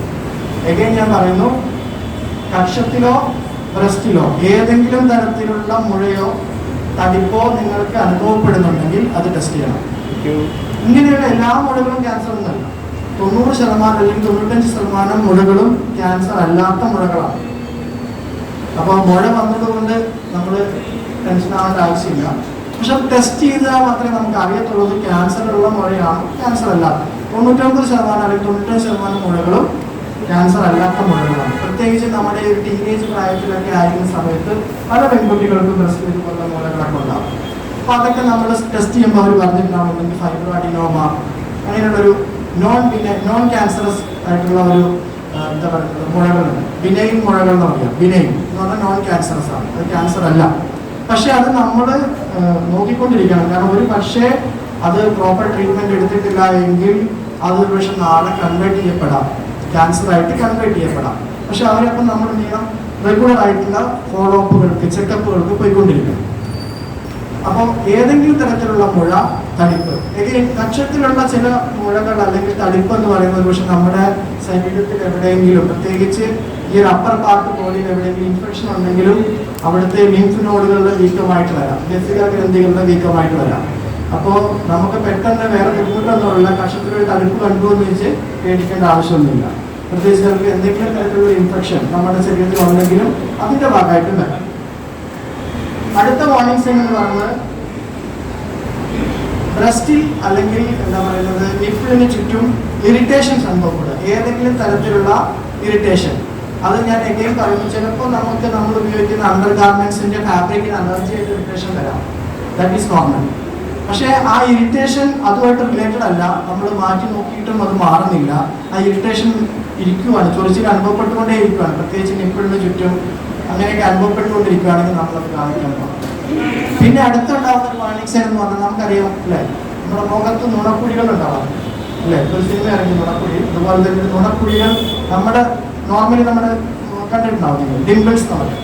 അതേപോലെ ഡിംപിൾസ് നമ്മുടെ ബ്രസ്റ്റിൽ അനുഭവപ്പെടുക, നമ്മുടെ ബ്രസ്റ്റ് ടിഷ്യൂല് നമ്മുടെ സ്ഥലത്തില് ഇതുപോലെ ഡിംപിൾസ്, പ്രത്യേകിച്ച് സൈഡില് അല്ലെങ്കിൽ അടിഭാഗത്തൊക്കെ ആയിട്ട് ഇതുപോലെയുള്ള ചെറിയ ഡിംപിൾസ്, ഒരു കർവ് പോലെ ചെറിയൊരു കുഴി പോലെ അനുഭവപ്പെടുക, അങ്ങനെയുണ്ടെങ്കിൽ അതൊരു വാർണിംഗ് സൈൻസ് ആണ്, അത് നമുക്ക് കാണിക്കണം. ഞാൻ നേരത്തെ സൂചിപ്പിച്ചു നമ്മളുടെ നിപ്പിളിന് ചുറ്റും അല്ലെങ്കിൽ ബ്രസ്റ്റ് സ്കിന്നില് ഇറിറ്റേഷൻ, അതിന്റെ കൂടെ തന്നെ ചിലപ്പോൾ ഒരു റെഡ്നെസ് ആയിരിക്കാം. എഗെയിൻ റെഡ്നെസ് ചിലപ്പോൾ ഞാൻ സൂചിപ്പിച്ച പോലെ അലർജി കൊണ്ടാവാം, അല്ലെങ്കിൽ എന്തെങ്കിലും ചിലപ്പോൾ ഇൻസെക്ട് വന്ന് കടിച്ചുകൊണ്ടാവാം. അങ്ങനത്തെ റെഡ്നെസ്സിനെ കുറിച്ചല്ല ഞാൻ ഈ സംസാരിക്കുന്നത്. ലോങ് ലാസ്റ്റിംഗ് ആയിട്ട് കുറച്ച് കാലമായിട്ട് നിങ്ങൾക്ക് അങ്ങനെ തോന്നുന്നുണ്ടെങ്കിൽ അതിന് നമ്മൾ റെഡ്നെസ് അല്ലെങ്കിൽ അവിടുത്തെ സ്കിന്നിൽ വരുന്ന ചേഞ്ചസ് അങ്ങനെ വല്ലതും സംഭവിക്കുന്നുണ്ടെങ്കിൽ അത് നമ്മൾ വളരെ സീരിയസ് ആയിട്ട് എടുത്ത് ഡോക്ടറെ കാണിക്കണം. അടുത്തത് ഇൻവേർട്ടഡ് നിപ്പിൾ. ഇൻവേർട്ടഡ് നിപ്പിൾ എന്ന് പറഞ്ഞു കഴിഞ്ഞാൽ ചില സ്ത്രീകളിൽ അവരുടെ പ്രായം തികഞ്ഞ സമയം മുതൽ, പ്യൂബർട്ടി മുതൽ തന്നെ നിപ്പിൾ ഉള്ളിലേക്ക് വലിഞ്ഞിട്ടായിരിക്കും, ഇൻവേർട്ടഡ് നിപ്പിൾ ആയിരിക്കും, ദാറ്റ് ഈസ് നോർമൽ. പക്ഷെ നിങ്ങൾ മനസ്സിലാക്കുവാണ്, ഈ കഴിഞ്ഞ 2 മാസമായിട്ട് എൻ്റെ ഒരു നിപ്പിൾ ഉള്ളിലേക്ക് വലിഞ്ഞതായിട്ട് എനിക്ക് തോന്നുവാണ് എങ്കിൽ അത് നമ്മൾ കാണിക്കണം. കാരണം ഇൻവേർട്ടഡ് നിപ്പിൾ എന്ന് പറയുന്നത് ഒരു വാർണിംഗ് സൈനായിട്ടാണ് പറയുന്നത്. എഗെയിൻ ഞാൻ പറയുന്നു, നിങ്ങൾക്ക് പ്രായം തുടങ്ങിയ അന്ന് മുതൽ തന്നെ നിങ്ങളുടെ നിപ്പിൾ ഇൻവേർട്ടഡ് ആണെങ്കിൽ that is normal, both nipple inverted ആണെങ്കിൽ അത് നോർമലാണ്. ഞാൻ സംസാരിക്കുന്ന റീസെന്റ് ഓൺസെറ്റ് ആയിട്ട് നിപ്പിൾ ഇൻവേർട്ടഡ് ആണെന്ന് നിങ്ങൾക്ക് തോന്നുവാണെങ്കിൽ ദാറ്റ് ഈസ് അബ്നോർമൽ, അത് നമ്മൾ കാണിക്കും. അടുത്തത് നിപ്പിളുമായിട്ട് റിലേറ്റഡ് തന്നെ അടുത്ത വാർണിംഗ് നിപ്പിൾ ഡിസ്ചാർജ്.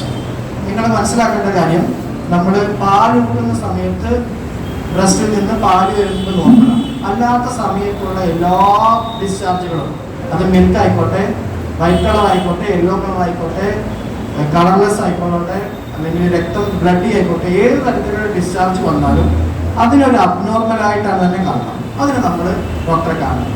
എഗെയിൻ എല്ലാ ഡിസ്ചാർജുകളും അപകടകാരികളൊന്നുമല്ല, ചിലപ്പോൾ നമ്മുടെ ഹോർമോണൽ ഇംബാലൻസ് കൊണ്ട് വരാം. അപ്പം പക്ഷെ നമ്മളെല്ലാം തീരുമാനിക്കുന്നത്, അതുകൊണ്ടാണ് ഞാൻ പറഞ്ഞ ഡോക്ടർക്ക് പോകണമെന്ന് പറഞ്ഞത്. ഇപ്പം any type of nipple discharges, അത് പാലൂട്ടുന്ന സമയത്ത് മിൽക്ക് ഒഴികെ അല്ലാത്ത സമയത്ത് വരുന്ന എല്ലാ തരത്തിലുള്ള ഡിസ്ചാർജസും അബ്നോർമലാണ്. അത് നമ്മൾ ഡോക്ടറെ കാണിച്ച് അത് ഡേഞ്ചർ സോണിലല്ല എന്നുള്ളത് ഉറപ്പുവരുത്തുക എന്നുള്ളത് നമ്മുടെ ഉത്തരവാദിത്തമാണ്. Again, any change in the size or shape of the breast. നമ്മൾ മനസ്സിലാക്കേണ്ട ഒരു കാര്യം, നമ്മുടെ 2 ബ്രസ്റ്റും ഒരേ സൈസ് ആൻഡ് ഷേപ്പ് അല്ല. ചിലവർക്ക് ആയിരിക്കാം, പക്ഷെ ഭൂരിഭാഗം സ്ത്രീകൾക്ക് അങ്ങനെയല്ല. അതിന് അസിമെട്രിക്കൽ ബ്രസ്റ്റ് എന്നാണ് പറയുന്നത്. അപ്പം നമുക്ക് പ്യൂബർട്ടി മുതൽ അങ്ങനെയാണെങ്കിൽ that is normal.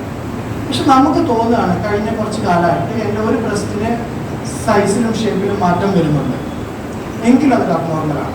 Recent change in size and shape of the breast, അങ്ങനെ ഒരു സിറ്റുവേഷൻ വരുന്നുണ്ടെങ്കിൽ ഇതൊക്കെ നമുക്ക് എപ്പോഴും അറിയാം. നമ്മളത് എല്ലാ മാസവും നോക്കുവാണെങ്കിൽ മാത്രമായിരുന്നു. അപ്പോൾ അതിനെക്കുറിച്ചൊരു ഡീറ്റെയിൽഡ് സെഷൻ നമുക്ക് പിന്നീടുണ്ട്, അതുകൊണ്ട് ഞാൻ അതിനെക്കുറിച്ച് ഇപ്പോൾ പോകുന്നില്ല. അപ്പോൾ any recent change in the size or shape of the breast, that is also a warning sign. Then breast pain, അത് കുറച്ച് കോൺട്രോവേഴ്സ്യൽ ആയിട്ടുള്ളൊരു സംഭവമാണ്. പ്രത്യേകിച്ച് നമുക്ക് ആർത്തവമുള്ള സമയത്ത് സ്ത്രീകളിൽ ബ്രസ്റ്റ് പെയിൻ ഉണ്ടാവും, that is normal, cyclical pain എന്നാണ് പറയുക.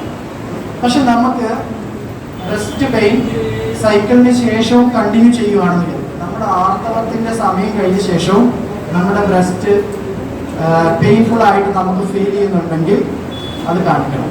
എഗെയിൻ ചിലപ്പോൾ നമ്മുടെ ലെഫ്റ്റ് സൈഡിലാണ് അങ്ങനത്തെ പെയിൻ വരുന്നുണ്ടെങ്കിൽ ഒരുപക്ഷെ അത് ബ്രസ്റ്റ് ക്യാൻസർ റിലേറ്റഡ് ആവണം നിർബന്ധമില്ല. ചിലപ്പോൾ ഗ്യാസ്ട്രിക് പ്രോബ്ലം ഉള്ളത് കൊണ്ടാവാം, അല്ലെങ്കിൽ നമ്മൾ ചിലപ്പോൾ ഏതെങ്കിലും തരത്തിലുള്ള ഹാർട്ട് ഡിസീസ്, ഹാർട്ടിൻ്റെ എന്തെങ്കിലും പ്രോബ്ലം ഉള്ളത് കൊണ്ടാവാം ലെഫ്റ്റ് സൈഡിലുള്ള പെയിൻ. അപ്പോൾ പക്ഷെ നമ്മൾ ഇങ്ങനത്തെ പെയിൻ വരുന്ന സമയത്ത് നമ്മൾ സ്വയം ട്രീറ്റ് ചെയ്യാതെ ഒരു ഡോക്ടറെ കാണുക. കാരണം നമ്മളെ സംബന്ധിച്ച് ഇവിടെ ഡോക്ടറെ കാണുക എന്നുള്ളത് ബുദ്ധിമുട്ടുള്ള കാര്യമൊന്നുമല്ല. അപ്പോൾ അങ്ങനെയുള്ള പെയിനുകൾ നമ്മൾ നെഗ്ലക്റ്റ് ചെയ്യുന്നു. പക്ഷേ എഗെയിൻ ഞാൻ റിപ്പീറ്റ് ചെയ്യുന്നു, ആർത്തവം ഉള്ള സമയത്തുള്ള പെയിനുകൾ അപകടകാരികളല്ല. അല്ലാതെ ലോങ് ലാസ്റ്റിംഗ് ആയിട്ട് നിൽക്കുന്നുണ്ടെങ്കിൽ, ആർത്തവത്തിന് ശേഷവും ലോങ് ലാസ്റ്റിംഗ് ആയിട്ട് നിങ്ങൾക്ക് ബ്രസ്റ്റ് പെയിൻ ഉണ്ടെങ്കിൽ, it's not related to cyclic ആണെങ്കിൽ ദയവായി കാണിക്കുക. പിന്നെ ഒരു വാർണിംഗ് സൈൻ ഏറ്റവും ലേറ്റ് സ്റ്റേജിലാണ് വരുന്നത്. അതായത് നമ്മുടെ ബ്രസ്റ്റിൻ്റെ സ്കിന്ന്, നമ്മൾ ഓറഞ്ച് കണ്ടിട്ടില്ല, ഓറഞ്ച് കുത്തു പോലെ ഓറഞ്ചിൻ്റെ സ്കിൻ കണ്ടിട്ടില്ല, അതുപോലെ ആയി. പക്ഷെ അത് ലേറ്റ് സ്റ്റേജിലാണ് കാണുന്നത്. അപ്പം അങ്ങനത്തെ ഒരു സിറ്റുവേഷൻ ഉണ്ടെങ്കിൽ, അപ്പം ഏർലി സ്റ്റേജ് ആയിട്ട് പറയാൻ പറ്റില്ല. പക്ഷെ നമ്മുടെ അവിടെ വരുന്ന മിക്കവാറും രോഗികൾക്ക് അങ്ങനത്തെ സിംറ്റംസ് കൊണ്ട് വരുന്നുണ്ട്. അപ്പോൾ ഇത്രയും കാര്യങ്ങളാണ് വാർണിംഗ് സൈൻസ്. ഞാൻ ഒന്നും കൂടി പറയാം. ഒന്ന്, നമ്മുടെ കക്ഷത്തിലോ ബ്രസ്റ്റിലോ ഏതെങ്കിലും തരത്തിലുള്ള മുഴകൾ നിങ്ങൾക്ക് അനുഭവപ്പെടുന്നുണ്ടെങ്കിൽ അതൊരു വാർണിംഗ് സൈനാണ്. നിപ്പിളിന് ചുറ്റും ഏതെങ്കിലും റെഡ്നെസ് അല്ലെങ്കിൽ എന്തെങ്കിലും തരത്തിലുള്ള ഇറിറ്റേഷൻ ബ്രസ്റ്റ് സ്കിന്നിൽ അനുഭവപ്പെടുകയാണെങ്കിൽ അതൊരു വാർണിംഗ് സൈനാണ്. നിപ്പിളിൽ നിന്ന് ഏതെങ്കിലും തരത്തിലുള്ള ഡിസ്ചാർജ് വരികയാണെങ്കിൽ അത് വാർണിംഗ് സൈൻസ് ആണ്. ഡിംപിൾസ്, ബ്രസ്റ്റിൽ നുണക്കുഴികൾ പോലെയുള്ള ഡിംപിൾസ് ഉണ്ടെങ്കിൽ അത് വാർണിംഗ് സൈൻസ് ആണ്. ഏതെങ്കിലും തരത്തിൽ ബ്രസ്റ്റിലെ സൈസും ഷേപ്പും റീസെൻ്റ് ആയിട്ട് ചേഞ്ചസ് നിങ്ങൾക്ക് ഫീൽ ചെയ്യുന്നുണ്ടെങ്കിൽ അതൊരു വാർണിംഗ് സൈൻസ് ആണ്. നിപ്പിൾ ഉള്ളിലേക്ക് ഇൻവേർട്ടഡ് ആയിട്ട് തോന്നുന്നുണ്ടെങ്കിൽ, റീസെൻ്റ് ഓൺസെറ്റ് ആയിട്ട് അങ്ങനെ ഉണ്ടെങ്കിൽ അതൊരു വാർണിംഗ് സൈൻ ആണ്. പിന്നെ breast pain, it is not related to, ആർത്തവുമായിട്ട് റിലേറ്റഡ് അല്ലാതെ ഉള്ള ലോങ് ലാസ്റ്റിംഗ് ആയിട്ടുള്ള ഏതെങ്കിലും പെയിന് നിങ്ങളുടെ ബ്രസ്റ്റിൽ അനുഭവപ്പെടുന്നുണ്ടെങ്കിൽ അത് വാർണിംഗ് സൈൻസ് ആണ്. അപ്പോൾ ഇത്രയും ആദ്യ ലക്ഷണങ്ങൾ അല്ലെങ്കിൽ വാർണിംഗ് സൈൻസ് നിങ്ങൾ എന്തായിട്ട് എടുക്കണം? സീരിയസ് ആയിട്ട്. അപ്പം അങ്ങനെ ഉണ്ട് എങ്കിൽ, പ്രത്യേകിച്ച് ഞാൻ നേരത്തെ പ്രേരക ഘടകങ്ങൾ, റിസ്ക് ഫാക്ടറുകൾ സംസാരിച്ചപ്പോൾ പറഞ്ഞ കാറ്റഗറിയിലാണ് നിങ്ങൾ എന്തെങ്കിലും വരുന്നുണ്ടെങ്കിൽ, റിസ്ക് ഗ്രൂപ്പിലാണ്, പ്ലസ് ഓർ മൈനസ് ഈ ഒരു സൈൻസ് ആൻഡ് സിംറ്റം നിങ്ങൾക്ക് ഉണ്ട് എങ്കിൽ നിങ്ങൾ എന്തായാലും ഡോക്ടറെ കണ്ട് ഞാൻ സേഫ് സോണിലാണെന്ന് ഉറപ്പുവരുത്തണം. ഞാൻ ഇത്രയേറെ സംസാരിച്ചതിൽ എന്തെങ്കിലും ഡൗട്ടുണ്ടോ? ഇല്ല. സ്റ്റിറോയിഡ്സ് എന്ന് പറയുന്ന ഒരു തരത്തിലുള്ള ഹോർമോൺ തന്നെയാണ്. കോർട്ടിക്കോസ്റ്റിറോയിഡ്സ് എന്ന് പറഞ്ഞാൽ ഏകദേശം ഒരു തരത്തിലുള്ള ഹോർമോൺസ് ആണ്. പക്ഷേ എല്ലാ സ്റ്റിറോയിഡ്സും അത്ര അപകടകാരികളല്ല. സ്റ്റിറോയിഡ്സിന് ഒരു ബ്രസ്റ്റ് ക്യാൻസറിനെക്കാട്ടിലും മറ്റുള്ള പല അസുഖങ്ങളും, പ്രത്യേകിച്ച് നമുക്ക് നമ്മുടെ ഷുഗറിൻ്റെ അളവ് കൂടാനുള്ള സാധ്യത, നമുക്ക് വെയിറ്റ് ഗെയിൻ വരാനുള്ള സാധ്യത, അങ്ങനെയുള്ള കാര്യങ്ങൾ. പക്ഷേ എങ്കിൽ പോലും ഈ സ്റ്റിറോയിഡ്സ് നിങ്ങൾക്കറിയാം. സ്റ്റിറോയിഡ്സിൻ്റെ പ്രത്യേകത എന്ന് വെച്ചിട്ടുണ്ടെങ്കിൽ നമ്മുടെ ഈ ക്വാളിഫൈഡ് അല്ലാത്ത ഡോക്ടേഴ്സിൻ്റെ അടുത്ത് ചെല്ലുമ്പോൾ അവർ പെട്ടെന്ന് അസുഖം മാറാൻ വേണ്ടി എഴുതി തരുന്ന ഒരു കാര്യം സ്റ്റിറോയിഡ്സ്. ഈ സ്റ്റിറോയിഡ്സ് അങ്ങനെ നമ്മൾ ഡോക്ടറുടെ പ്രിസ്ക്രിപ്ഷൻ ഇല്ലാതെ കഴിച്ചു കഴിഞ്ഞാലുള്ള ബുദ്ധിമുട്ടുകൾ വേറെയാണ്. പിന്നെ സ്റ്റിറോയിഡ് തെറാപ്പി ഒരാൾക്ക് സ്റ്റാർട്ട് ചെയ്ത് കഴിഞ്ഞാൽ നമ്മൾ വ്യക്തമായിട്ട് സ്റ്റോപ്പ് ചെയ്യാൻ പാടില്ല. അതിന് ചില രീതികളുണ്ട്. അത് എങ്ങനെ തുടങ്ങിയോ അതേപോലെ തന്നെ ഡോസ് കുറച്ച് വേണം അത് ചെയ്യാൻ.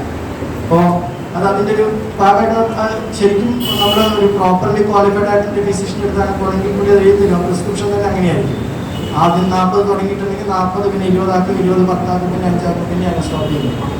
അപ്പോൾ അങ്ങനെയുള്ള ഘടകങ്ങളാണ് സ്റ്റിറോയിഡ്സ്. പക്ഷേ സ്റ്റിറോയിഡ്സ് ഇതിലേക്ക് വരാം, പല ഫാക്ടറുകൾ ഇതിലേക്ക് കോൺട്രിബ്യൂട്ട് ചെയ്യപ്പെടാം, ഡയറക്റ്റ് ആയിട്ടുള്ളതായിട്ട് പറയുന്നത്.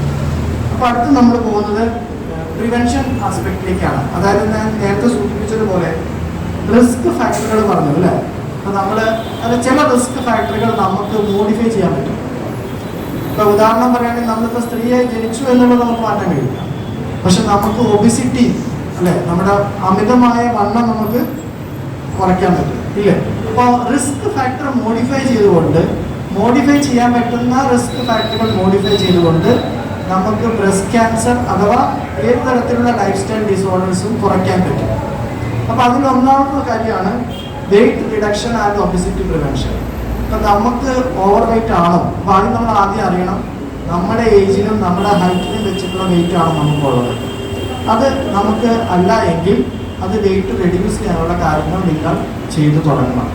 പ്രത്യേകിച്ച് നമ്മൾ ആ സ്റ്റേജ് ഇൻക്രീസ് ചെയ്യുമ്പോൾ ഇത് മാത്രമല്ല പല പല പ്രശ്നങ്ങൾ നമുക്കുണ്ടാകും. മുട്ടുവേദന വരാം അല്ലേ. നമുക്ക് വെയിറ്റ് കൂടുന്നതനുസരിച്ച് നമ്മുടെ റീപ്ലേസ്മെൻ്റ് ആണ്. ഏറ്റവും കൂടുതൽ ഇപ്പോൾ ഓർത്തോക്കാർ ചെയ്യുന്ന സർജറി എന്ന് പറയുന്നത് ടോട്ടൽ ഹിപ്പ് റീപ്ലേസ്മെൻറ്റ് അല്ലെങ്കിൽ ടോട്ടൽ നീ റീപ്ലേസ്മെൻ്റ് ആണ്. വളരെ കോമൺ ആയിട്ട്. അപ്പോൾ വെയിറ്റ് കൊണ്ട് പല അസുഖങ്ങളുണ്ട്. അപ്പോൾ വെയിറ്റ് റിഡക്ഷൻ വളരെ ഇമ്പോർട്ടൻ്റ് ആണ്. 2 എക്സസൈസ് ഡെയിലി. എല്ലാ ദിവസവും ചിലപ്പോൾ പക്ഷെ നമുക്ക് വ്യായാമം ചെയ്യാൻ പറ്റിയെന്ന് വരത്തില്ല. പക്ഷെ എങ്കിലും നമ്മൾ ആഴ്ചയിൽ ഒരു 3 മുതൽ 5 ദിവസമെങ്കിലും ഒരു അരമണിക്കൂർ നമ്മൾ നടക്കണം. കൂടുതൽ വ്യായാമം പോയിട്ടില്ലെങ്കിൽ പോലും ഒരു 30 മിനിറ്റ് നടക്കണം. അങ്ങനെ റെഗുലറായിട്ട് വ്യായാമം ചെയ്യുന്ന ആരെങ്കിലും ഉണ്ടോ? 1 2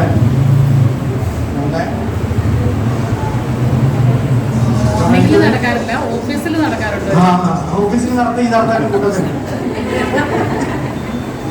അതാണ് നമ്മൾ മനസ്സിലാക്കേണ്ട കാര്യം. 2 തരത്തിൽ നടത്തുന്നുണ്ട്. ഇപ്പൊ ഞാനിപ്പോൾ ഈ സാധനം കെട്ടിക്കൊണ്ട് നമ്മൾ അറിയാൻ പറ്റും എത്തുന്നതാണ്. പക്ഷെ ഇതില് നമ്മൾ ശരിക്കും നമ്മൾ വർക്ക് ചെയ്യുമ്പോൾ നിങ്ങൾ അടുക്കളയിലായിക്കോട്ടെ ജോലിക്ക് പോകുമ്പോൾ ആ നടത്താനായിട്ട് കണക്കാക്കത്തില്ല. കാരണം എന്താ? എന്തുകൊണ്ടാണ് നടത്താനായിട്ട് കണക്കാക്കുന്നത്? നടത്തുമല്ലേ? കാരണം അതിൻ്റെ ഒരു ഇന്റൻഷൻ വേറെയാണ്. ഒന്നെങ്കിൽ ചിലപ്പോൾ നമ്മൾ ഡ്യൂട്ടിയിലേക്ക് പോകുമ്പോൾ വീണ്ടും വൈകി ആ ടെൻഷൻ മുഴുവൻ എന്ന് പറയുമ്പോൾ ആ സ്ട്രെസ് ഹോർമോൺസ് എല്ലാം നമ്മുടെ ബോഡിയിലേക്ക് വന്നു. സ്ട്രെസ് ഹോർമോൺസ് ഒരു പ്രശ്നം വെച്ചിട്ടുണ്ടെങ്കിൽ അത് ബോഡിക്ക് ഹാർംഫുൾ ആണ്. പക്ഷെ രാവിലെ നമ്മൾ ഫ്രഷ് ആയിട്ട് നടക്കുമ്പോൾ, ഒരു പാട്ട് കേട്ട് നടക്കുമ്പോൾ ഹാപ്പി ഹോർമോൺസ് ആണ് ഉണ്ടാവുന്നത്. അത് ബോഡിക്ക് ബെനിഫിഷ്യൽ ആയി. മനസ്സിലായി? അതാണ് ഞാൻ പറഞ്ഞത്. നിങ്ങൾ അടുക്കളയിൽ നടക്കുന്നു, എത്ര കാര്യങ്ങൾ നടത്തണമാവും, കൊച്ചു ശരിയായില്ല, ഹസ്ബൻഡിന് പോകണം, ആ നടത്തം നമ്മൾ നടത്തായിട്ട് കൂട്ടത്തില്ല. അപ്പൊ അതാ പറഞ്ഞത്, നമ്മൾ ഫ്രീ ആയിട്ട് നിങ്ങൾക്ക് വേണ്ടി അല്ലെ? ഇപ്പൊ അങ്ങനെയാണല്ലോ ആളുകൾ. എനിക്കൊന്ന് ഇപ്പോൾ കുറച്ചും കൂടി ഇതായി. ഇത്രയും കാലം നമ്മൾ മക്കൾക്ക് വേണ്ടിയിട്ട് ജീവിക്കുന്നു. ഒരു ടൈം റിയലൈസ് ചെയ്തപ്പോൾ ഞാൻ റീസെൻ്റ്ലി ഒരു ഞങ്ങളുടെ കൂടെ ഒരു സീനിയർ കൊളീഗിനോട് സംസാരിച്ചപ്പോൾ ഇപ്പം ഞങ്ങൾ റിയലൈസ് ചെയ്യുന്നു മക്കളിപ്പോൾ അവർക്ക് വേണ്ടി ഇത്രയും കാലം നടന്നു, ഇനിയിപ്പോൾ അവർ നോക്കിയിട്ട് കാര്യമില്ല. കാരണം അവർ നമ്മൾ നോക്കത്തില്ലെന്ന് അവർ പറഞ്ഞു. സോ വൈഷു അപ്പോൾ അവരിപ്പോൾ എൻജോയ് ചെയ്യാൻ തുടങ്ങി. അവർ കാശ്മീരിലേക്ക് പോകുന്നു, അവർ അവിടെ പോകുന്നു, ഇവിടെ പോകുന്നു. നല്ല കാര്യമാണ്. അപ്പോൾ നമ്മൾ നടത്തെന്ന് പറയുന്നത് നമുക്ക് വേണ്ടിയിട്ടാണ്. അപ്പോൾ ഒരു അരമണിക്കൂർ ഞാൻ 5 ദിവസം എന്നാണ് പറയുന്നത്. പക്ഷെ 5 ദിവസം ഇല്ലെങ്കിൽ ഒരു 3 ദിവസം നമുക്ക് വേണ്ടി രാവിലെ ഫ്രഷ് ആയിട്ട് നടക്കാൻ പറ്റുമെങ്കിൽ അത് നിങ്ങളുടെ സൗകര്യത്തിന്. പാർക്കുണ്ടെങ്കിൽ പാർക്ക്, ഇല്ലെങ്കിൽ നമ്മുടെ ചത്തിലാണെങ്കിലും മതി. പക്ഷെ ഒരു അരമണിക്കൂർ നടന്നാൽ മതി. വേറെ കൂടുതൽ കാര്യങ്ങളൊന്നും ചെയ്യണമെന്നില്ല. കാരണം അത് ഡയബറ്റീസ് ഉള്ളവർക്ക് നടക്കുന്നത് വഴി ഡയബറ്റീസ് പറയുന്നവരെ. അപ്പോൾ അത് വളരെ ഇമ്പോർട്ടൻ്റ് ആയിട്ടൊരു കാര്യം. പിന്നെ no alcohol and no tobacco. അപ്പോൾ നമ്മളത് പ്രത്യേകിച്ച് സ്ത്രീകളിൽ അങ്ങനെ വലിയ ആൽക്കഹോൾ നമ്മുടെ ഒരു കൾച്ചറിൽ ഇല്ല. പക്ഷെ ഇപ്പോഴത്തെ യങ് ജനറേഷനിൽ എനിക്കൊന്ന് കഴിക്കാത്തവർ വളരെ കുറവാണ്. അപ്പോൾ അങ്ങനെ ഒരു കൾച്ചർ നമ്മൾ ഡെവലപ്പ് ചെയ്യാൻ പാടില്ല. കാരണം സ്ത്രീകളിൽ ആൽക്കഹോൾ എടുക്കുമ്പോൾ ഒരു പ്രത്യേകത എന്താണെന്ന് വെച്ചിട്ടുണ്ടെങ്കിൽ പുരുഷന്മാർ നല്ലതാണെന്നല്ല ഞാൻ പറയുന്നത്, പുരുഷന്മാരെക്കാളും കൂടുതൽ അപകടകാരികളാണ്. അപ്പോൾ സ്ത്രീകളിൽ അങ്ങനെ ഒരു ടെൻഡൻസി സ്റ്റാർട്ട് ചെയ്ത് കഴിയുമ്പോൾ അത് പ്രത്യേകിച്ച് ബ്രസ്റ്റ് ക്യാൻസറിന് വളരെയേറെ ദോഷം ഉണ്ടാക്കുന്നത്.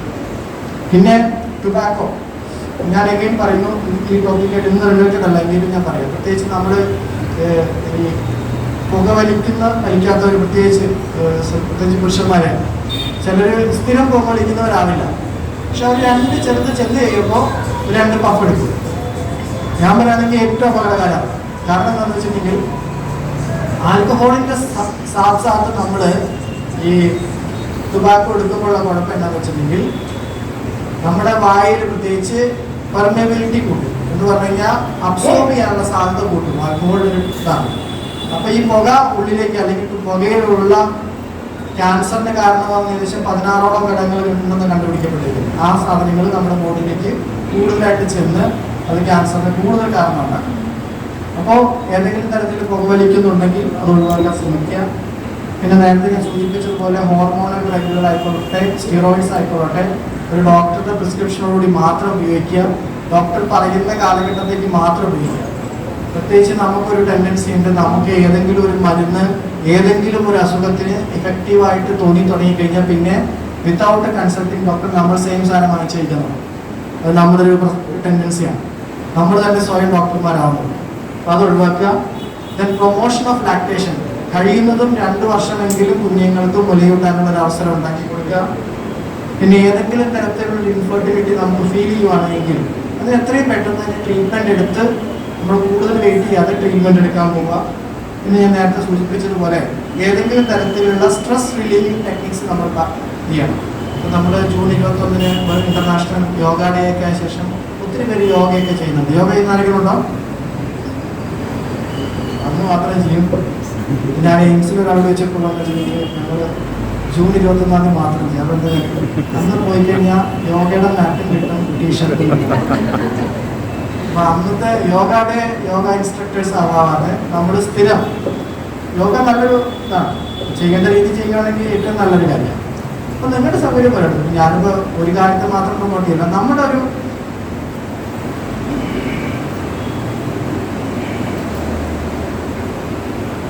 ബാക്കിയുള്ള പോസിറ്റീവായിട്ടുള്ള സ്ട്രെസ് റിലീവിംഗ് ടെക്നിക്കുകൾ ഉപയോഗിക്കും. അടുത്തത് 2-3 കാര്യങ്ങൾ കൂടി പറയാം. ഒന്ന്, ഭക്ഷണം കൊണ്ട് എങ്ങനെ നമുക്ക് ക്യാൻസർ പ്രിവെന്റ് ചെയ്യാൻ പറ്റുമോ? നിങ്ങളുടെ അഭിപ്രായം എന്താ? ഭക്ഷണക്രമം വഴി നമുക്ക് ക്യാൻസർ പ്രിവെന്റ് ചെയ്യാൻ പറ്റുമോ? ആക്ച്വലി നിങ്ങൾ കാണിക്കുന്നതായിരിക്കും, പക്ഷെ കാണിക്കാനുള്ള ഫെസിലിറ്റി ഇല്ലാത്തതുകൊണ്ട് അതില് ഞാൻ ഈ പറഞ്ഞ കാര്യങ്ങളൊന്നും ചുമ്മാ എന്ന് പറയുന്നത്, ഇതിനെല്ലാം പ്രോപ്പറായിട്ട് സയന്റിഫിക് എവിഡൻസിലാണ് നമ്മൾ സംസാരിക്കുന്നത്. അതിന്റെ ഇതൊക്കെ ഉണ്ട്. അതില് ഏറ്റവും ആദ്യം പറയുന്ന ഭക്ഷണം എന്ന് പറഞ്ഞാൽ ഗ്രീൻ ലീഫി വെജിറ്റബിൾസ് ആണ്, അല്ലേ?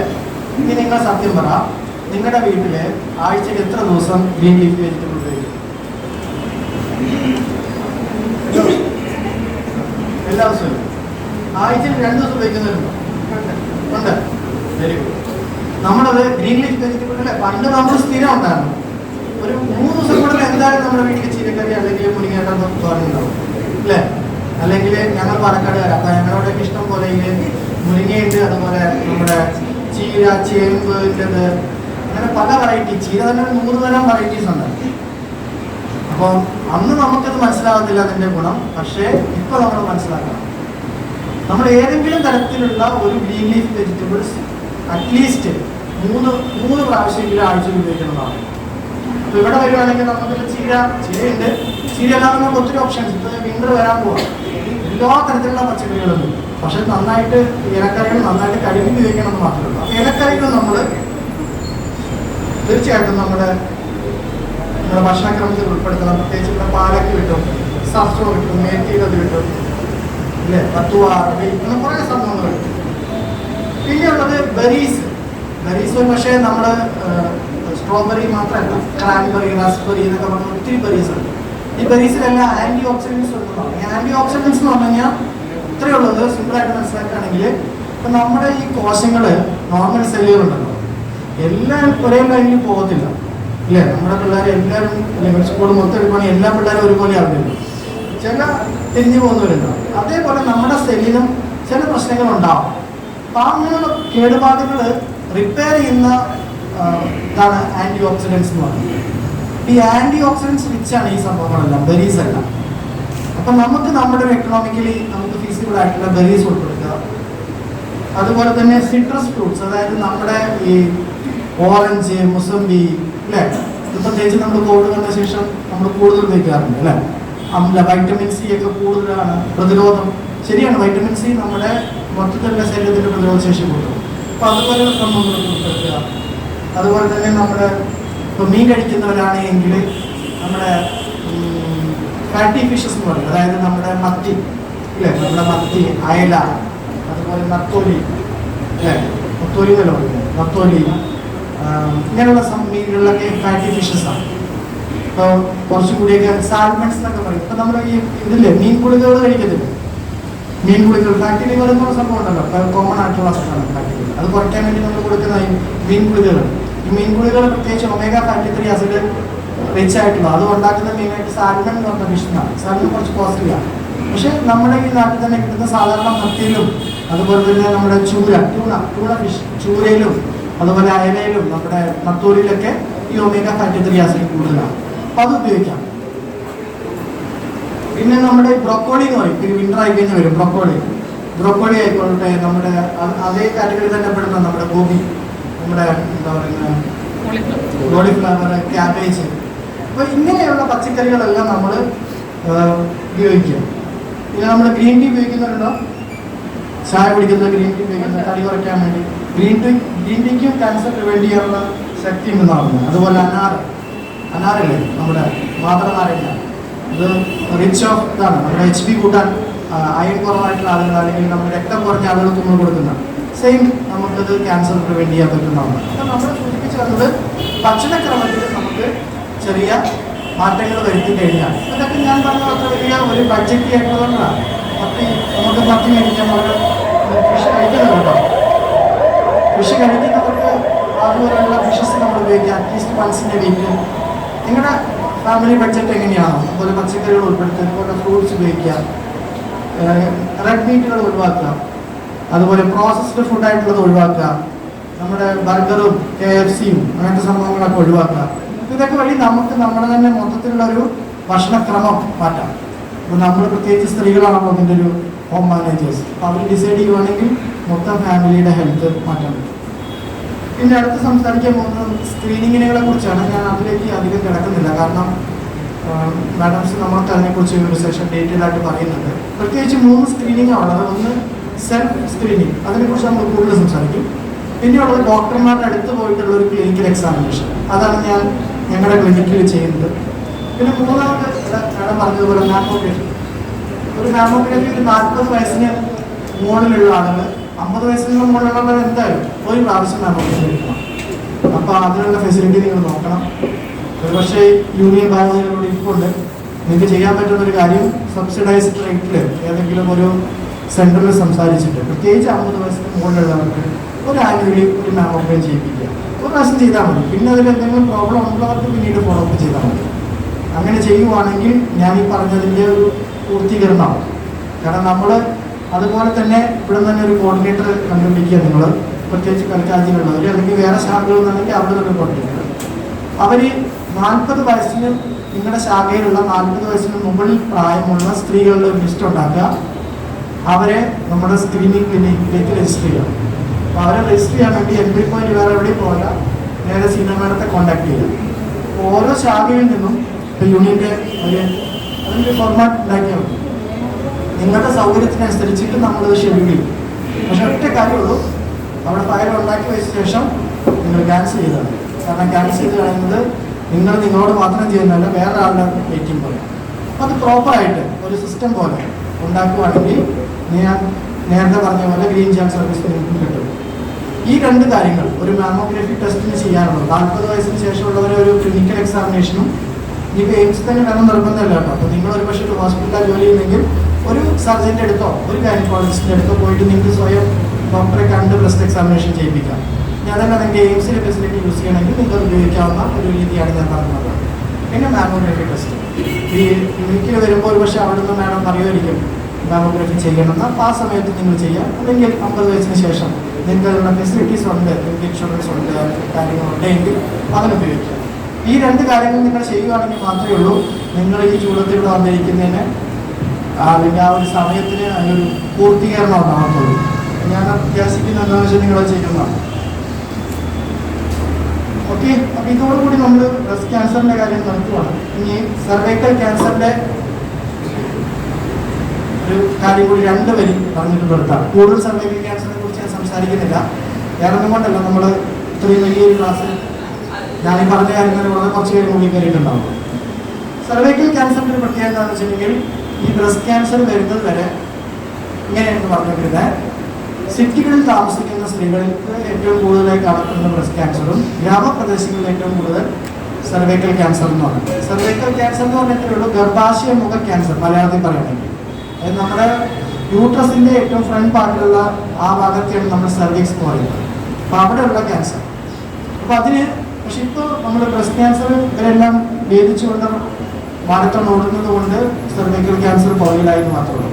പക്ഷെ നമ്മൾ മനസ്സിലാക്കേണ്ട ഒരു കാര്യം, സർവൈക്കൽ ക്യാൻസറിൻ്റെ അളവ് കുറഞ്ഞിട്ടൊന്നുമില്ല. ഇത് ബ്രസ്റ്റ് ക്യാൻസർ അതിനേക്കാളും കൂടുതൽ സ്പീഡിൽ ഓടുന്നതുകൊണ്ട് എല്ലാവരും ഒക്ടോബർ ആകുമ്പോൾ ബ്രസ്റ്റ് ക്യാൻസറിനെ കുറിച്ച് പറയുന്നു എന്ന് മാത്രമല്ല. പക്ഷെ സർവൈക്കൽ ക്യാൻസറും ഇന്നിവിടെ ഉണ്ട്. ഈ സർവൈക്കൽ ക്യാൻസറിൻ്റെ വേറൊരു പ്രത്യേകത എന്താണെന്ന് വെച്ചിട്ടുണ്ടെങ്കിൽ ബ്രസ്റ്റ് ക്യാൻസറോ മറ്റ് ക്യാൻസറോ കണ്ടുപിടിച്ച് കഴിഞ്ഞാൽ അതിന് സമയം തരത്തില്ല. അതിന് മുമ്പ് തന്നെ അവൻ എല്ലായിടവും കയറി അവൻ്റേതാക്കും ബ്രസ്റ്റ് ക്യാൻസറിൻ്റെ. അതാണ് പെട്ടെന്ന് ഏതൊരു ക്യാൻസർ വെച്ചല്ലേ ഇന്നലെ കണ്ടുപിടിച്ച് വന്നപ്പോഴേക്കും സ്റ്റേജ് 3 ആയി 4 ആയി സ്പ്രെഡായി കാണും. പക്ഷെ സർവൈക്കൽ ക്യാൻസർ ഒരു 10 വർഷം നമുക്ക് തരും ആക്ട് ചെയ്യാൻ വേണ്ടി. മനസ്സിലാവും. അപ്പം പെട്ടെന്ന് നമുക്ക് ബോഡിയിലേക്ക് വരത്തില്ല. സർവൈക്കൽ ക്യാൻസർ ഉണ്ടോ എന്നുള്ളത് കണ്ടുപിടിച്ച് ഒരു ടെസ്റ്റ് അതുകൊണ്ട് നമുക്ക് കറക്റ്റ് സമയത്ത് നമ്മൾ ചെയ്യുവാണെങ്കിൽ ചെറിയ ചേഞ്ചസ് ഉണ്ടെങ്കിൽ തന്നെ അതിനെ ട്രീറ്റ്മെൻറ്റ് എടുക്കുവാണെങ്കിൽ കംപ്ലീറ്റ് ആയിട്ട് മാറ്റാൻ പറ്റും. പിന്നെ വേറൊരു സർവൈക്കൽ ക്യാൻസറിൻ്റെ പ്രത്യേകത എന്താണെന്ന് വെച്ചാൽ അതിനെതിരെ ഫലപ്രദമായിട്ടുള്ള വാക്സിനുണ്ട്. ഓക്കെ. ഇനി നിങ്ങൾ പറയൂ, നിങ്ങളുടെ പെൺകുട്ടികൾക്ക് എത്ര പേർക്ക് HPV വാക്സിനേഷൻ കൊടുത്തിട്ടുണ്ട്? ഒരാളാണ്. ഈ കൊച്ചിൻ്റെ പാരൻ്റ് ആരാ? ഒരു കൺഗ്രാജുലേഷൻ കൊടുത്തിട്ടുണ്ട്. ഇനി ഞാൻ ചോദിക്കട്ടെ, നിങ്ങളുടെ പെൺകുട്ടികൾക്ക് വേണ്ടിയിട്ട് ഇപ്പം തന്നെ സ്വർണ്ണം സ്വരൂപിക്കാൻ തുടങ്ങി നിങ്ങൾ കെട്ടിച്ചുവിടാൻ വേണ്ടി? നല്ല കാര്യം. തുടക്കം ആരും പറഞ്ഞു വെച്ചിട്ടുണ്ടെങ്കിൽ സ്വർണ്ണത്തിന് ഡിസംബർ ആകുമ്പോഴേക്കും ഡബിൾ ആവുന്നതാണ്. ഇപ്പം തന്നെ വായിച്ച് വെച്ചിട്ടുണ്ട്. ഞാൻ പറഞ്ഞ നമ്മുടെ പെൺകുട്ടികൾക്ക് സ്വർണവും അല്ലെങ്കിൽ അവർക്ക് വേണ്ടി FD ഒക്കെ ഉണ്ടാക്കണം, നല്ല കാര്യം തന്നെയാണ്. പക്ഷെ അതിൻ്റെ കൂടെ തന്നെ നിങ്ങൾ നമ്മുടെ പെൺകുട്ടികൾക്ക് വേണ്ടി, ഇവിടെ പെൺകുട്ടികൾ എത്ര പേരുണ്ട്? ഉണ്ടല്ലോ. ഞാൻ വിചാരിച്ചത് എല്ലാ ആൺകുട്ടികളുടെ അമ്മമാരാണ് ഇരിക്കുന്നത്. പെൺകുട്ടികൾക്ക് വേണ്ടി നമ്മൾ ചെയ്യേണ്ട, ഫ്യൂച്ചറിലേക്ക് ചെയ്യേണ്ട ഒരു കാര്യം കൂടിയാണ് എന്ത്? HPV vaccination. ഇപ്പം ആക്ച്വലി വാക്സിനെ കുറിച്ച് പറയാൻ പേടിയാണ്. കാരണം ഈ കോവിഡ് വാക്സിൻ വന്ന പിന്നെ ഇന്ന് ഞാനിപ്പോൾ ഒരു കണ്ടു, ഈ കോവിഡ് വാക്സിൻ എടുത്തവർക്ക് 35, 45, 50 വയസ്സിനിടയ്ക്കുള്ളവർ പെട്ടെന്ന് ഹാർട്ട് അറ്റാക്ക് വന്ന് മരിച്ചു പോകുന്നു. അപ്പം അതുകൊണ്ട് നിങ്ങൾ D-dimer എന്ന് പറഞ്ഞാൽ ടെസ്റ്റ് ചെയ്യണമെന്നാണ്. പക്ഷേ ഈ ഒരു വാക്സിൻ ആക്ച്വലി ഇന്നും നിലയും വന്നല്ല. കോവിഡ് വാക്സിനും ഈ വാക്സിനും മറ്റുള്ള വാക്സിനുമായിട്ട് കമ്പയർ ചെയ്യാൻ പറ്റില്ല. കോവിഡ് പറഞ്ഞ വാക്സിൻ എന്താ സംഭവിച്ചാൽ നമ്മളെല്ലാം മോടി പിടിച്ചെടുത്തു. എന്താ കാരണം? എടുത്തില്ലെങ്കിൽ പോകുമായിരുന്നു മുകളിലേക്ക്. ഇപ്പം 2 ഓപ്ഷൻ, ജീവിക്കണമെങ്കിൽ വാക്സിൻ എടുക്കണം. പക്ഷേ ഈ വാക്സിനൊന്നും അങ്ങനെയുള്ള വാക്സിനല്ല. പ്രോപ്പറായിട്ടുള്ള ട്രയൽസ് എല്ലാം കഴിഞ്ഞ് മനുഷ്യരിലും മൃഗങ്ങളിലും എല്ലാം ചെയ്യുന്ന എല്ലാ ഫോർമാലിറ്റീസുകളും കഴിഞ്ഞ് വന്ന വാക്സിനാണ്. 2008 മുതലുള്ള വാക്സിനാണ്. ഇന്നിപ്പോൾ 2024 നമ്മൾ നിൽക്കുന്നത്. പക്ഷേ അൺഫോർച്ചുനേറ്റ്ലി നമ്മൾ ഇപ്പോഴും ആളുകൾ അതിനെക്കുറിച്ച് ബോധവാന്മാരല്ല. പലതരത്തിലുള്ള വാക്സിനുകളുണ്ട്. അതിൽ പ്രധാനപ്പെട്ട 2 വാക്സിനാണ് ഉള്ളത്. ഒന്ന് 9 വേരിയൻസിന്, അത് ഈ സർവൈക്കൽ ക്യാൻസർ ഉണ്ടാക്കുന്ന മെയിൻ രോഗാണു എന്ന് പറയുന്നത് HPV എന്ന് പറയും. HPV എന്ന് പറഞ്ഞാൽ ഹ്യൂമൻ പാപ്പിലോമ വൈറസ്, ഒരു വൈറസാണ്. ഈ വൈറസിനെതിരായിട്ടുള്ള ഒരു വാക്സിനാണ് ഈ HPV വാക്സിൻ എന്ന് പറയുന്നത്. അപ്പം 9 വേരിയൻസ് ഉണ്ട്. നമുക്കറിയാം പലതരത്തിലുള്ള എന്താ പറയുക വൈറസിന്റെ വേരിയൻസ് ഉണ്ട്. കോവിഡ്, ഒമിക്രോൺ, ആൽഫ, മറ്റൊന്ന് മറിച്ചെന്നൊക്കെ പറഞ്ഞ് പുതിയ വേരിയൻസിനുണ്ടെന്ന്. അതേപോലെ തന്നെ വൈറസിനുണ്ട് വേരിയൻസ്, നമ്പറുകൾ 16, 18, 33, 31, 51, 55 എന്ന് പറഞ്ഞാൽ പല വേരിയൻസ് ഉണ്ട്. അങ്ങനെ അതിൽ ഏറ്റവും പ്രധാനപ്പെട്ട 4 വേരിയൻസ് ആണ് ക്യാൻസർ ഉണ്ടാക്കുന്നത്. അപ്പോൾ ഈ ക്യാൻസർ അങ്ങനെ പ്രതിരോധിക്കുന്ന 4 വേരിയൻസിനെതിരെയുള്ള വാക്സിനാണ് ക്വാഡ്രിവാലന്റ് വാക്സിൻ എന്ന് പറയും. ക്വാഡ്രിവാലന്റ് എന്ന് ക്വാഡ്രി എന്ന് പറഞ്ഞാൽ 4 എന്നാണ്. പിന്നെയുള്ളത് നമ്മുടെ നോണവാലന്റ് 9 വേരിയൻസിനെ ഇതാക്കുന്ന. ഈ 9 വേരിയൻസിന്റെ കുറച്ച് കോസ്റ്റ്ലിയാണ്. ഗാഡാസിൽ 9 എന്നാണ് അതിൻ്റെ പേര്. അതിന് സിംഗിൾ ഡോസിന് ഏകദേശം 10,000 രൂപ വരും. അത് നമുക്ക് നമ്മുടെ സാമ്പത്തികം നമ്മളെ അനുവദിക്കുമെങ്കിൽ നമ്മളതെടുക്കുക. അതല്ല എങ്കിൽ ക്വാഡ്രിവാലന്റ് വാക്സിൻ, അത് ഏകദേശം 2,500-3,000 രൂപ ഒരു ഡോസിന് വരുന്ന ആ വാക്സിൻ എടുക്കുക, നിങ്ങളുടെ സൗകര്യം പോലെ. അപ്പോൾ അതും തന്നെ എന്തൊരു യൂണിയൻ്റെ മെയിൻ ആളുകൾ ഇരിക്കുന്നതുകൊണ്ട് അതിനെ പറയുന്നത് നിങ്ങളൊരു കോൺട്രിബ്യൂട്ടറി പെൻഷൻ പോലെ. കോൺട്രിബ്യൂട്ടറി പെൻഷൻ അറിയില്ല. കോൺട്രിബ്യൂട്ടറി പെൻഷൻ എന്ന് പറഞ്ഞാൽ എംപ്ലോയിയും പൈസ ഇടും, എംപ്ലോയറും പൈസ ഇടും. അതേപോലെ തന്നെ ഫസ്റ്റ് ഡോസ് ഇവർ സ്വയം എടുക്കുവാണെങ്കിൽ സെക്കൻഡ് ഡോസ് നിങ്ങൾ 2 ഡോസ് എടുക്കണം. 2 ഡോസ് എടുക്കണം. 6 മാസം ഇത് കഴിഞ്ഞ ശേഷം വരെ ഇതാക്കി കേട്ടോ. ഞാനിങ്ങനെ ഒരു ഓപ്ഷൻ പറയുന്നത് ഏജ് കണ്ട് ഞാൻ പറയാം. ഇവരുടെ കറക്റ്റ് ഏജ് എന്ന് പറഞ്ഞാൽ, ഐഡിയൽ ഏജ് എന്ന് പറഞ്ഞാൽ 9-14 വയസ്സിനിടയ്ക്കാം. 9-14 വയസ്സിനിടയ്ക്കാം. പക്ഷെ നമുക്ക് 26 വയസ്സ് വരെ കൊടുക്കാം. ഇല്ലെങ്കിൽ വേറൊരു അർത്ഥത്തിൽ പറയുവാണെങ്കിൽ ഫസ്റ്റ് സെക്ഷണൽ കോണ്ടാക്ട് ഉണ്ടാവുന്നതിന് മുമ്പ് വരെ കൊടുക്കാം, കല്യാണം കഴിക്കുന്നതിന് മുമ്പ് വരെ കൊടുക്കാം. അപ്പോൾ 2 ഡോസ് മിനിമം കൊടുക്കണം, 6 മാസം ഇടവിട്ട്. അപ്പോൾ കോൺട്രിബ്യൂട്ടറി പെൻഷൻ ആദ്യത്തെ ഡോസ് നിങ്ങളുടെ പോക്കറ്റിൽ നിന്ന് പൈസ എടുക്കുകയാണെങ്കിൽ 2ാമത്തെ ഡോസ് ഒരു പക്ഷേ, ഞാൻ ഉറപ്പ് പറയുന്നില്ല, ഇവർ ഒരു പക്ഷേ അതിനൊരു അവസ്ഥ ഉണ്ടാക്കി കൊടുക്കുകയാണെങ്കിൽ നല്ല കാര്യം. അപ്പോൾ ഞാനങ്ങനെ പറഞ്ഞല്ലോ, നമ്മൾ ഓണാഘോഷിക്കാറുണ്ടല്ലേ, അതുപോലെ തന്നെ ഇതുപോലുള്ള കാര്യങ്ങളിൽ നമ്മൾ ഇതുപോലുള്ള കൂട്ടായ്മകൾ ഇതാക്കണം. അതാണ് ഞാൻ പറഞ്ഞത്. ഒരു വാക്സിന് ക്വാഡ്രിവാലന്റ് 4 വേരിയൻസിന് തടയുന്നതാണെങ്കിൽ ഏകദേശം 2,500 മുതൽ 3,000. പക്ഷെ നിങ്ങളതൊരു മൊത്തം ശാഖയിലെ ആളുകൾക്ക് വേണ്ടി സംസാരിക്കുമോ, നിങ്ങളുടെ മരുന്ന് കമ്പനിയോട് സംസാരിക്കുകയാണെങ്കിൽ ഒരു കുറച്ച് പേര് മനസ്സിലായോ. ഇനിയിപ്പോൾ അതല്ല, നിങ്ങളിൽ തന്നെ എന്താ പറയുന്നത്, സാമ്പത്തികമായിട്ട് ഉന്നയിക്കുന്നവരോട് സ്പോൺസർ ചെയ്യാൻ പറയാം. ഓപ്ഷൻസ് ഒത്തിരി ഉണ്ട്. അത് നിങ്ങളുടെ ലെവലിൽ ചെയ്യാം. പക്ഷെ ഇത് എടുക്കണം, ഇത് വളരെ ഇമ്പോർട്ടൻ്റ് ആണ്. കാരണം സെർവൈക്കൽ ക്യാൻസറിനെ കുറിച്ച് ഞാൻ സംസാരിക്കുമ്പോൾ അതാണ്. പിന്നെ സെർവൈക്കൽ ക്യാൻസറിൻ്റെ ഒരു 4 മിനിറ്റ് കൂടി സംസാരിക്കാം. സെർവൈക്കൽ ക്യാൻസറിൻ്റെ ഒരു ടെസ്റ്റ് ഇത് ഉണ്ടോ ഇല്ലെന്ന് അറിയണമല്ലോ. അതിൻ്റെ സ്ക്രീനിങ് ടെസ്റ്റ് നിങ്ങൾ കേട്ടിട്ടുണ്ടാവും. എന്താണ് സർവൈക്കൽ ക്യാൻസർ ഉണ്ടോ എന്ന് പറയാൻ സ്ക്രീനിങ് ടെസ്റ്റ് എന്താ? പാപ്സ്മിയർ. Very good, Pap smear. പക്ഷെ നമ്മുടെ അവിടെ വരുവാണെങ്കിൽ പാപ്സ്മിയർ എന്ന് പറഞ്ഞാൽ വർഷത്തിൽ 3 വർഷത്തിൽ ഒരിക്കലും ചെയ്യണം. പക്ഷെ നമ്മുടെ അവിടെ ആണെങ്കിൽ അത് HPV DNA എന്ന് പറഞ്ഞാൽ അതിനെക്കാട്ടിലും ഒരു പടിയും കൂടി മുന്നിലുള്ള ടെസ്റ്റാണ്. അത് 5 വർഷത്തിൽ ഒരിക്കലും ചെയ്താൽ മതി. അപ്പോൾ ഇതുപോലെ ടെസ്റ്റുകൾ ചെയ്യാം. ഈ 2 കാര്യങ്ങൾ വളരെ ഇമ്പോർട്ടൻ്റ് ആണ്. അപ്പോൾ ഞാൻ കൂടുതൽ ദീർഘിപ്പിക്കുന്നില്ല. നിങ്ങൾക്ക് ചായ വന്നു, നിങ്ങൾക്ക് കഴിക്കണം, എനിക്കും അറിയാം. അപ്പോൾ അതുകൊണ്ട് ഞാൻ നിർത്തുകയാണ് ഈ 2 ക്യാൻസറുകളെ കുറിച്ച്. അപ്പോൾ ഈ ഒരു ക്ലാസ് ഇതുപോലെ സംഘടിപ്പിച്ച് തന്നാൽ ഇതിൻ്റെ ഉത്തരവാദിത്തപ്പെട്ട ഭാരവാഹികളുടെ ഫ്രണ്ടിൽ ഇരിപ്പുണ്ട്. അവർക്കും ഇതുപോലെ ഒരു അറേഞ്ച്മെൻറ്റ് ചെയ്ത് തന്ന മറ്റ് ശാഖയുടെ വലിയ ആളുകളുടെ ഉണ്ട്. അതുപോലെ തന്നെ അവരറേഞ്ച് ചെയ്തിട്ട് കാര്യമില്ല. നിങ്ങൾ വരണ്ടേ? നിങ്ങൾ വന്നിട്ടില്ലെങ്കിൽ മൊത്തം ഫ്ലോപ്പാവില്ലേ? വന്ന നിങ്ങൾക്കും ഇതുപോലെ തന്നെ എന്നെ ഇവിടെ ഇൻട്രൊഡ്യൂസ് ചെയ്ത സീന മാഡം. ആക്ച്വലി ദേവലിയിലെ ശാഖയ്ക്ക് വേണ്ടി ഞാൻ 2023 എൻ്റെ ബർത്ത്ഡേ പുഷ്പവിഹാർ ശാഖയ്ക്ക് വേണ്ടി ഞാൻ എൻ്റെ ബർത്ത്ഡേയുടെ ദിവസം ഞാൻ ക്ലാസ്സിൽ നിന്നത്. അന്ന് വരെ എനിക്ക് വേണ്ടി ബർത്ത്ഡേ കേക്ക് എല്ലാവരും നന്ദി പറയുന്നു. ബാക്കി പാർട്ടികൾ കണ്ടിന്യൂ ചെയ്യാൻ വേണ്ടി സീന മാഡത്തിന് അതുപോലെ ഡെന്യൂഷൻ. Thank you.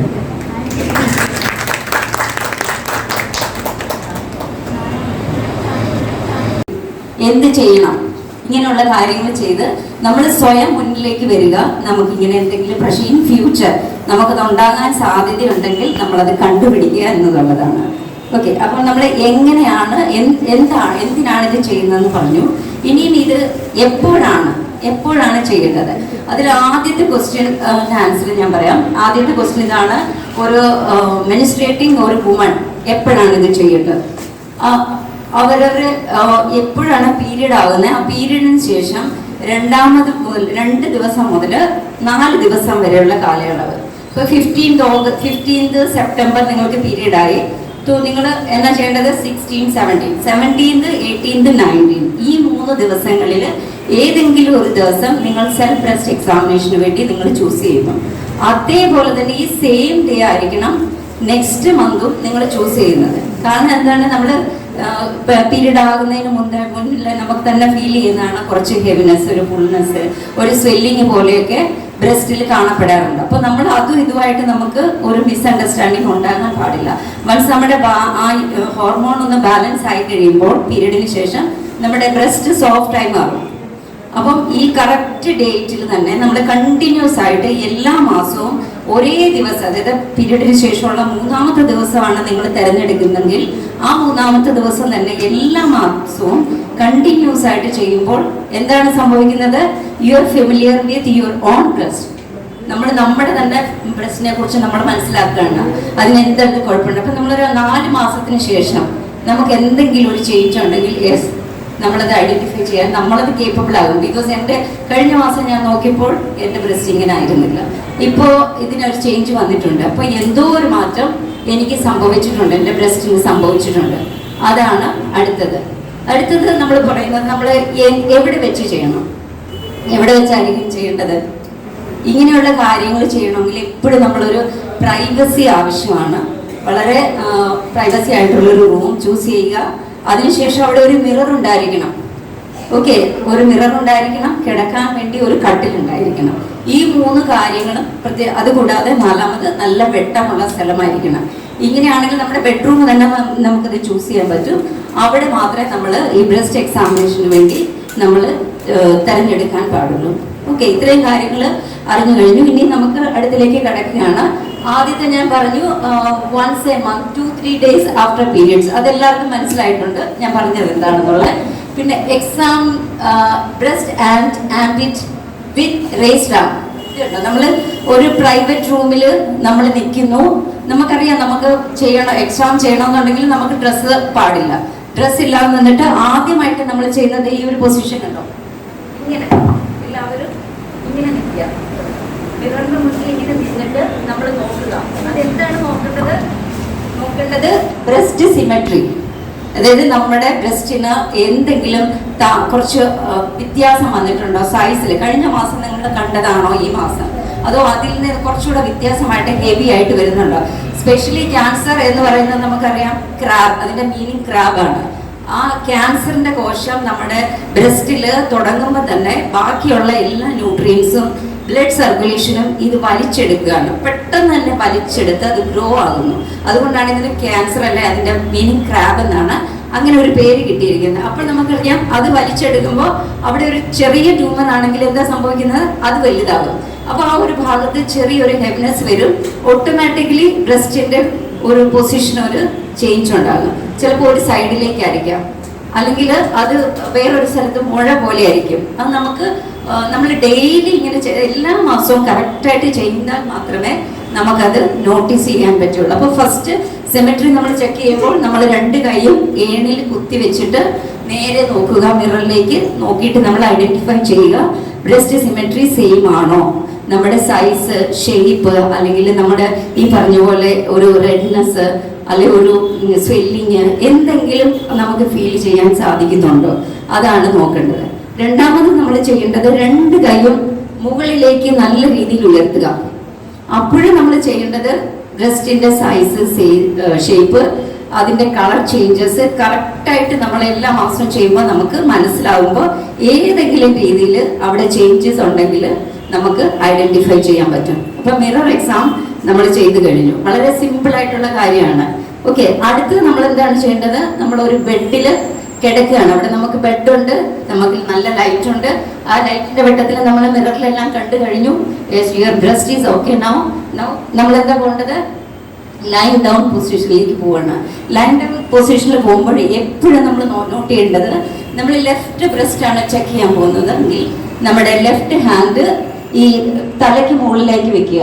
അതിനുശേഷം റൈറ്റ് ഹാൻഡിലെ ഇത് ഈ 3 ഫിംഗർ ടിപ്പ് അല്ല, ഫിംഗർ പാഡ്സ്, ഈ 3 സ്ഥലങ്ങൾ വേണം നമ്മൾ ചൂസ് ചെയ്യാനായിട്ട്, ചെക്ക് ചെയ്യാനായിട്ട്. അപ്പം ഞാൻ എങ്ങനെയാണ് ചെക്ക് ചെയ്യുന്നത് നിങ്ങൾക്ക് പറഞ്ഞുതരാം. അപ്പോഴിങ്ങനെ നമ്മൾ ഇതാണ് പൊസിഷൻ. ഓക്കെ, നോക്കൂ, ഇവിടെ കണ്ടോ, റൈറ്റ് ബ്രസ്റ്റ് എടുക്കുന്നു. അപ്പം റൈറ്റ് ബ്രസ്റ്റിന്റെ റൈറ്റ് ഹാൻഡ് തലയിൽ വെച്ചിരിക്കുന്നു, ലെഫ്റ്റ് കൈ കൊണ്ട് ചെക്ക് ചെയ്യുന്നു. ഇതേപോലെ തന്നെ നമുക്ക് അണ്ടർ ഷവറിൽ നമുക്ക് ചെയ്യാൻ പറ്റും. പക്ഷെ അങ്ങനെ ചെയ്യുമ്പോൾ എപ്പോഴും ഈ 2 ടെസ്റ്റുകൾ 2 രീതിയിൽ നമ്മൾ എക്സാം ചെയ്യുന്നതിന് മുന്നേ ഒന്നെങ്കിൽ നമ്മുടെ കയ്യിലൊരു ക്രീമോ അല്ലെങ്കിൽ ഒരു എണ്ണയോ എന്തെങ്കിലും ഉണ്ടായിരിക്കണം. അണ്ടർ ഷവറാണ് നമ്മൾ ചെയ്യാൻ ഉദ്ദേശിക്കുന്നതെങ്കിൽ നമുക്ക് സോപ്പിന്റെ അതായത് നമ്മൾ സ്മൂത്ത് ആയിട്ട് ഫീൽ ചെയ്യാനായിട്ട് അത് സഹായിക്കും. അപ്പൊ അങ്ങനെ എപ്പോഴും ഓർത്തിരിക്കണം, എപ്പോഴും നിങ്ങൾ ബ്രസ്റ്റ് സെൽഫ് എക്സാമിനേഷൻ ചെയ്യുമ്പോൾ ഈ 3 കാര്യങ്ങൾ അവൈലബിൾ ആയിരിക്കണം എന്നുള്ളത്. അടുത്തത് നമ്മൾ പൊസിഷനാണ്. നമ്മൾ എങ്ങനെയാണ് കിടന്നു, നീ എങ്ങനെയാണ് നമ്മൾ ചെക്ക് ചെയ്യാൻ പോകുന്നത്. നിങ്ങളെല്ലാവരും നിങ്ങളുടെ കൈ 3 വിരൽ ഇങ്ങനെ എടുത്തോളൂ. കൈ ഒന്ന് ഈ ഒരു കൈ ഇങ്ങനെ പിടിച്ചോളൂ. ഈ ലെഫ്റ്റ് ഹാൻഡ് ഇങ്ങനെ പിടിച്ചു, ചെറുതായിട്ടൊന്ന് ഇത് ചെയ്തു. അതിനുശേഷം ഒത്തിരി സ്ട്രെയിറ്റ് ആയിട്ട് വെക്കണ്ട, ഇങ്ങനെ ഒന്ന് ചെയ്തു. അപ്പം ഞാൻ ജസ്റ്റ് കൈ കാണിക്കാൻ പോകണം. അത് നിങ്ങൾ വീണ്ടും ടെസ്റ്റ് ചെയ്യണം. ഈ 3 പാഡ് എടുത്തു, ഫിംഗർ പാഡ് എടുത്തു. നിങ്ങളുടെ ഇങ്ങനെ ഒന്ന് ചെയ്ത് നോക്കി, ഇങ്ങനെ ചെയ്യും. നിങ്ങൾ മേളിൽ തുടങ്ങണം. മേളിൽ തുടങ്ങുന്നത് സോഫ്റ്റ് ഫീൽ ആയിട്ട് കേട്ടോ, സോഫ്റ്റ്നെസ് ആണ് ഫീൽ, പിന്നെ സോഫ്റ്റ്. നിങ്ങൾ ഈ ഇടയ്ക്ക് എൽബോ വരുമ്പോൾ നമുക്ക് ഒരു ചെറിയ ഹാർഡ് ഫീൽ ചെയ്യുന്നുണ്ടോ, ആണോ, ഹാർഡായിട്ട് ഫീൽ ചെയ്യുന്നു.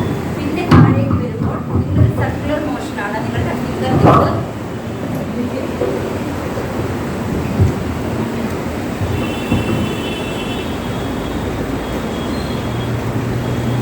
ടിപ്പ് ഫിംഗർ പാഡ് എടുത്തു. നിങ്ങൾ മേളിൽ നിന്ന് തുടങ്ങുകയാണ്. കയ്യിൽ ജസ്റ്റ് ഞാനൊരു എക്സാമ്പിൾ കാണിച്ചു തരുവാണ്. ഈ 3 വിരൽ ഇങ്ങനെ ചെയ്ത ശേഷം നിങ്ങൾ റൊട്ടേറ്റ് ചെയ്യുക. നിങ്ങൾക്ക് നിങ്ങളുടെ ഇവിടെ മസിൽ വളരെ സോഫ്റ്റ് ആയിട്ട് ഫീൽ ചെയ്തു, പിന്നെ ഇങ്ങോട്ട് ഫീൽ ചെയ്തു സോഫ്റ്റ്, പിന്നെ ഫീൽ ചെയ്തു, പിന്നെ ഇടയ്ക്ക് ഭാഗം വരുമ്പോൾ നിങ്ങൾക്ക് ഒരു ചെറിയ ഡിഫറൻസ് ഫീൽ ചെയ്യുന്നുണ്ടോ. പിന്നെ നിങ്ങൾ താഴേക്ക് പോകുമ്പോൾ വീണ്ടും നിങ്ങൾക്ക് സോഫ്റ്റ് ഫീൽ ചെയ്യുക. എന്ന് പറഞ്ഞ പോലെ നമ്മൾ സർക്കുലർ മോഷനിൽ ഫസ്റ്റ് നമ്മൾ സർക്കുലർ മോഷനാണ്. നമ്മൾ ഔട്ടർ പാർട്ടിൽ നിന്ന് വേണം സ്റ്റാർട്ട് ചെയ്യാനായിട്ട്. Outer part of the breast കണ്ടോ, ഇവിടുന്ന് നമ്മൾ സ്റ്റാർട്ട് ചെയ്യാൻ നോക്കും. അത് ഈ 3 വിരൽ വെച്ച് ഇങ്ങനെ ചെയ്ത് കണ്ടിന്യൂഷൻ ആയിരിക്കണം, അത് മാറുകയും ചെയ്യരുത്. ഈ വിരൽ ഇവിടുന്ന് മാറാതെ ഒരു സ്ഥലം പോലെ നമ്മൾ ഇടയ്ക്ക് വിട്ടുപോകും. ഇടയ്ക്ക് വിട്ടാൽ ചെറിയ നൂലിൽ പോലും നമുക്ക് മിസ്സാകാൻ സാധ്യതയുണ്ട്. അതുകൊണ്ട് നമ്മൾ കണ്ടിന്യൂസ് ആയിട്ട് ബ്രസ്റ്റ് ഔട്ടർ ലെയറിൽ ഫസ്റ്റ് 3 ഇങ്ങനെ ഈ 3 ഫിംഗേഴ്സിൻ്റെ ഫിംഗർ പാഡ് കൊണ്ട് ചെറുതായിട്ട് റൊട്ടേറ്റ് ചെയ്ത് നിങ്ങൾ കണ്ടിന്യൂസ് ആയിട്ട് ഫുൾ ബ്രസ്റ്റ് ഔട്ടർ ലെയർ നിങ്ങൾ കവർ ചെയ്യുന്നു. അതിനുശേഷം സെക്കൻഡ് ഇന്നർ ലെയറിലേക്ക് വന്നു. നമ്മൾ സമയമെടുത്ത് വേണം ചെയ്യാൻ. അപ്പോൾ നമ്മൾ ഇപ്പോൾ ഇവിടെ ഫീൽ ചെയ്ത് നിങ്ങൾക്ക് എൽബോ വന്നപ്പോൾ അവിടെ ഒരു ഹാർഡ്നെസ് ഫീൽ ചെയ്തതുപോലെ തന്നെ നിങ്ങളുടെ ബ്രസ്റ്റ് കംപ്ലീറ്റ്ലി സോഫ്റ്റ് ഫീലിംഗ് ആണെങ്കിൽ നോ വറീസ്, അങ്ങനെ നിങ്ങൾക്ക് പേടിക്കേണ്ട കാര്യമേ ഇല്ല. പക്ഷേ അവിടെ നിങ്ങൾ എന്തെങ്കിലും ഒരു ചെറിയ രീതിയിൽ നിങ്ങൾക്ക് ഒരു അബ്നോർമാലിറ്റി ഫീൽ ചെയ്യുകയാണെങ്കിൽ അപ്പോൾ നിങ്ങൾക്ക് മനസ്സിലായിരിക്കണം യെസ്, കഴിഞ്ഞ മാസം ഞാൻ ചെയ്തപ്പോൾ എനിക്കിതില്ലായിരുന്നു, ഈ മാസം അങ്ങനെ എനിക്ക് വന്നിട്ടുണ്ട്. അപ്പോൾ അതിൽ നമ്മൾ കൂടുതൽ അത് ക്ലിനിക്കൽ സൈഡിലേക്ക് പോകേണ്ടതായിട്ടുണ്ട്. അപ്പം ഔട്ടർ ലെയർ കഴിഞ്ഞു, മൊത്തം വന്ന് സെക്കൻഡ് ഇന്നർ പോർഷൻ കഴിഞ്ഞു. അങ്ങനെ എല്ലാ ലെയറും ഈ കാണിച്ചിരിക്കുന്നത് പോലെ ഇങ്ങനെ ചെയ്ത് നമ്മൾ ചെയ്യുമ്പോൾ കറക്റ്റായിട്ട് നമുക്ക് ചെയ്യാൻ സാധിക്കും. അത് അങ്ങനെ ചെയ്ത് you have to come till the nipple. ആ നിപ്പിൾ വരെ നമ്മൾ അത് കൊണ്ടുവരണം. നമ്മുടെ ആ സർക്കുലർ മോഷൻ കൊണ്ടുവന്ന് കറക്റ്റ് നിപ്പിൾ വരെ കൊണ്ടുവന്ന് നമ്മൾ നോക്കുക. ഏതെങ്കിലും രീതിയിലുള്ള ഹാർഡ്നെസ്സോ ഒരു ലംപ് ഫീലിങ്ങോ അല്ലെങ്കിൽ ചെറിയൊരു മുഴ, ഒരു സ്വെല്ലിങ്, എന്തെങ്കിലും ഒരു ഹാർഡ് ഫീലിംഗ് ഉണ്ടെങ്കിൽ ഡെഫിനറ്റ്ലി നമ്മൾ റുട്ടീനായിട്ട് അത് ചെയ്ത് കഴിയുമ്പോൾ നമുക്കത് ഫീൽ ചെയ്യാൻ സാധിക്കും. അതാണ് ഫസ്റ്റ് ഇത് മോഷൻ സർക്കുലർ. സർക്കുലർ പാറ്റേണിൽ നമ്മൾ ചെയ്യുമ്പോൾ ഇതിനകത്ത് നമുക്ക് ഐഡന്റിഫൈ ചെയ്യാൻ പറ്റും. പിന്നെ നമ്മൾ ചെയ്യേണ്ടത് ഈ പാറ്റേൺ ഉണ്ടോ, അപ്ഡോമൻ പാറ്റേൺ എന്ന് പറഞ്ഞാൽ മുമ്പ് സാർ പറഞ്ഞതുപോലെ നമ്മുടെ ശരീരത്തിൽ എവിടെയെങ്കിലും ഒരു ഇൻഫെക്ഷൻ, നമുക്കൊരു ത്രോട്ട് ഇൻഫെക്ഷൻ വന്നു, പെട്ടെന്ന് നമ്മൾ നോക്കുമ്പോൾ എന്താണ് ഇവിടെ ഒരു എൻലാർജ് അങ്ങനെ ഫീൽ ചെയ്തിട്ടുണ്ടോ ആർക്കെങ്കിലും? ഇവിടെ മുഴ പോലെ തോന്നിക്കും. അത് നമുക്ക് നമ്മുടെ കുറേ ഗ്ലാൻസ് ഒക്കെ ഉണ്ട്, നമുക്ക് അത് ഏതൊരു ഇൻഫെക്ഷൻ വന്നാലും അതിന് പെട്ടെന്ന് അത് എൻലാർജ് ചെയ്യാനുള്ള സാധ്യത. എന്ന് പറഞ്ഞ പോലെ നമുക്ക് ഒരു ബ്രസ്റ്റ് ക്യാൻസറിന്റെ തുടക്കം ഉണ്ടെങ്കിൽ ആദ്യമേ ആക്സിലറി ലിംഫ് നോഡ്സ് അത് നമുക്ക് അവിടെയുള്ളതെല്ലാം പൊങ്ങി വന്ന് അതിൽ ഇൻഫെക്ഷൻ ആയിട്ട് അത് പൊങ്ങി വരാനുള്ള സാധ്യത ഉണ്ട്. അപ്പൊ അങ്ങനെ ഉണ്ടെങ്കിൽ നമ്മളത് കണ്ടുപിടിക്കാൻ വേണ്ടിയിട്ടാണ് ഈ അപ്പ് ആൻഡ് ഡൗൺ പാറ്റേൺ എന്ന് പറയുന്നത്. അത് നമ്മൾ നമ്മുടെ ആംപിറ്റിന്റെ എൻഡ് പോർഷനിൽ നമ്മൾ സ്റ്റാർട്ട് ചെയ്യുക. നേരെ ഇതുപോലെ തന്നെ നമ്മൾ സർക്കുലർ ഐ മീൻ ഈ ആം പാഡ് കൊണ്ട് സർക്കുലർ മൂവ്മെന്റ് വെച്ച് downward position, then you have to come to upward position. അങ്ങനെ നമ്മൾ കണ്ടിന്യൂസ് ആയിട്ട് ചെയ്ത് ഒരു ബ്രസ്റ്റ് കംപ്ലീറ്റ്ലി കവർ ചെയ്യണം. അപ്പോഴും നമുക്ക് ചെറിയ രീതിയിലുള്ള നോഡ് ഉണ്ടെങ്കിൽ അല്ലെങ്കിൽ എന്തെങ്കിലും ഡിഫറൻസ് നമുക്ക് ഫീൽ ചെയ്യുന്നുണ്ടെങ്കിൽ നമുക്കത് കണ്ടുപിടിക്കാം. പക്ഷെ നമ്മൾ കണ്ടിന്യൂസ് ആയിട്ട് എല്ലാ മാസവും ഈ പറഞ്ഞ ദിവസങ്ങളിൽ നമ്മൾ ചെയ്യാനുള്ള ഒരു നമ്മുടെ സമയം കണ്ടെത്തി അത് ചെയ്യണം. ഇല്ലെങ്കിൽ ഒരു 2 മാസം കഴിഞ്ഞ് അല്ലെങ്കിൽ ഒരു 6 മാസം കഴിഞ്ഞ് കഴിയുമ്പോൾ ചിലപ്പോൾ നമ്മുടെ ആ ഫെമിലിയാരിറ്റി നമ്മുടെ ബ്രസ്റ്റിനോട് എങ്ങനെയായിരുന്നു കഴിഞ്ഞ മാസം എന്ന് അറിഞ്ഞാൽ അത് നമ്മൾ ചിലപ്പോൾ മറന്നു പോകാനുള്ള സാധ്യതയുണ്ട്. അപ്പോൾ അത് കണ്ടിന്യൂസ് ആയിട്ട് ചെയ്യുക. അപ്പോൾ ഈ സെക്കൻഡ് പാറ്റേൺ ഇവിടെ കഴിഞ്ഞു, അപ്ഡൗൺ പാറ്റേൺ കഴിഞ്ഞു.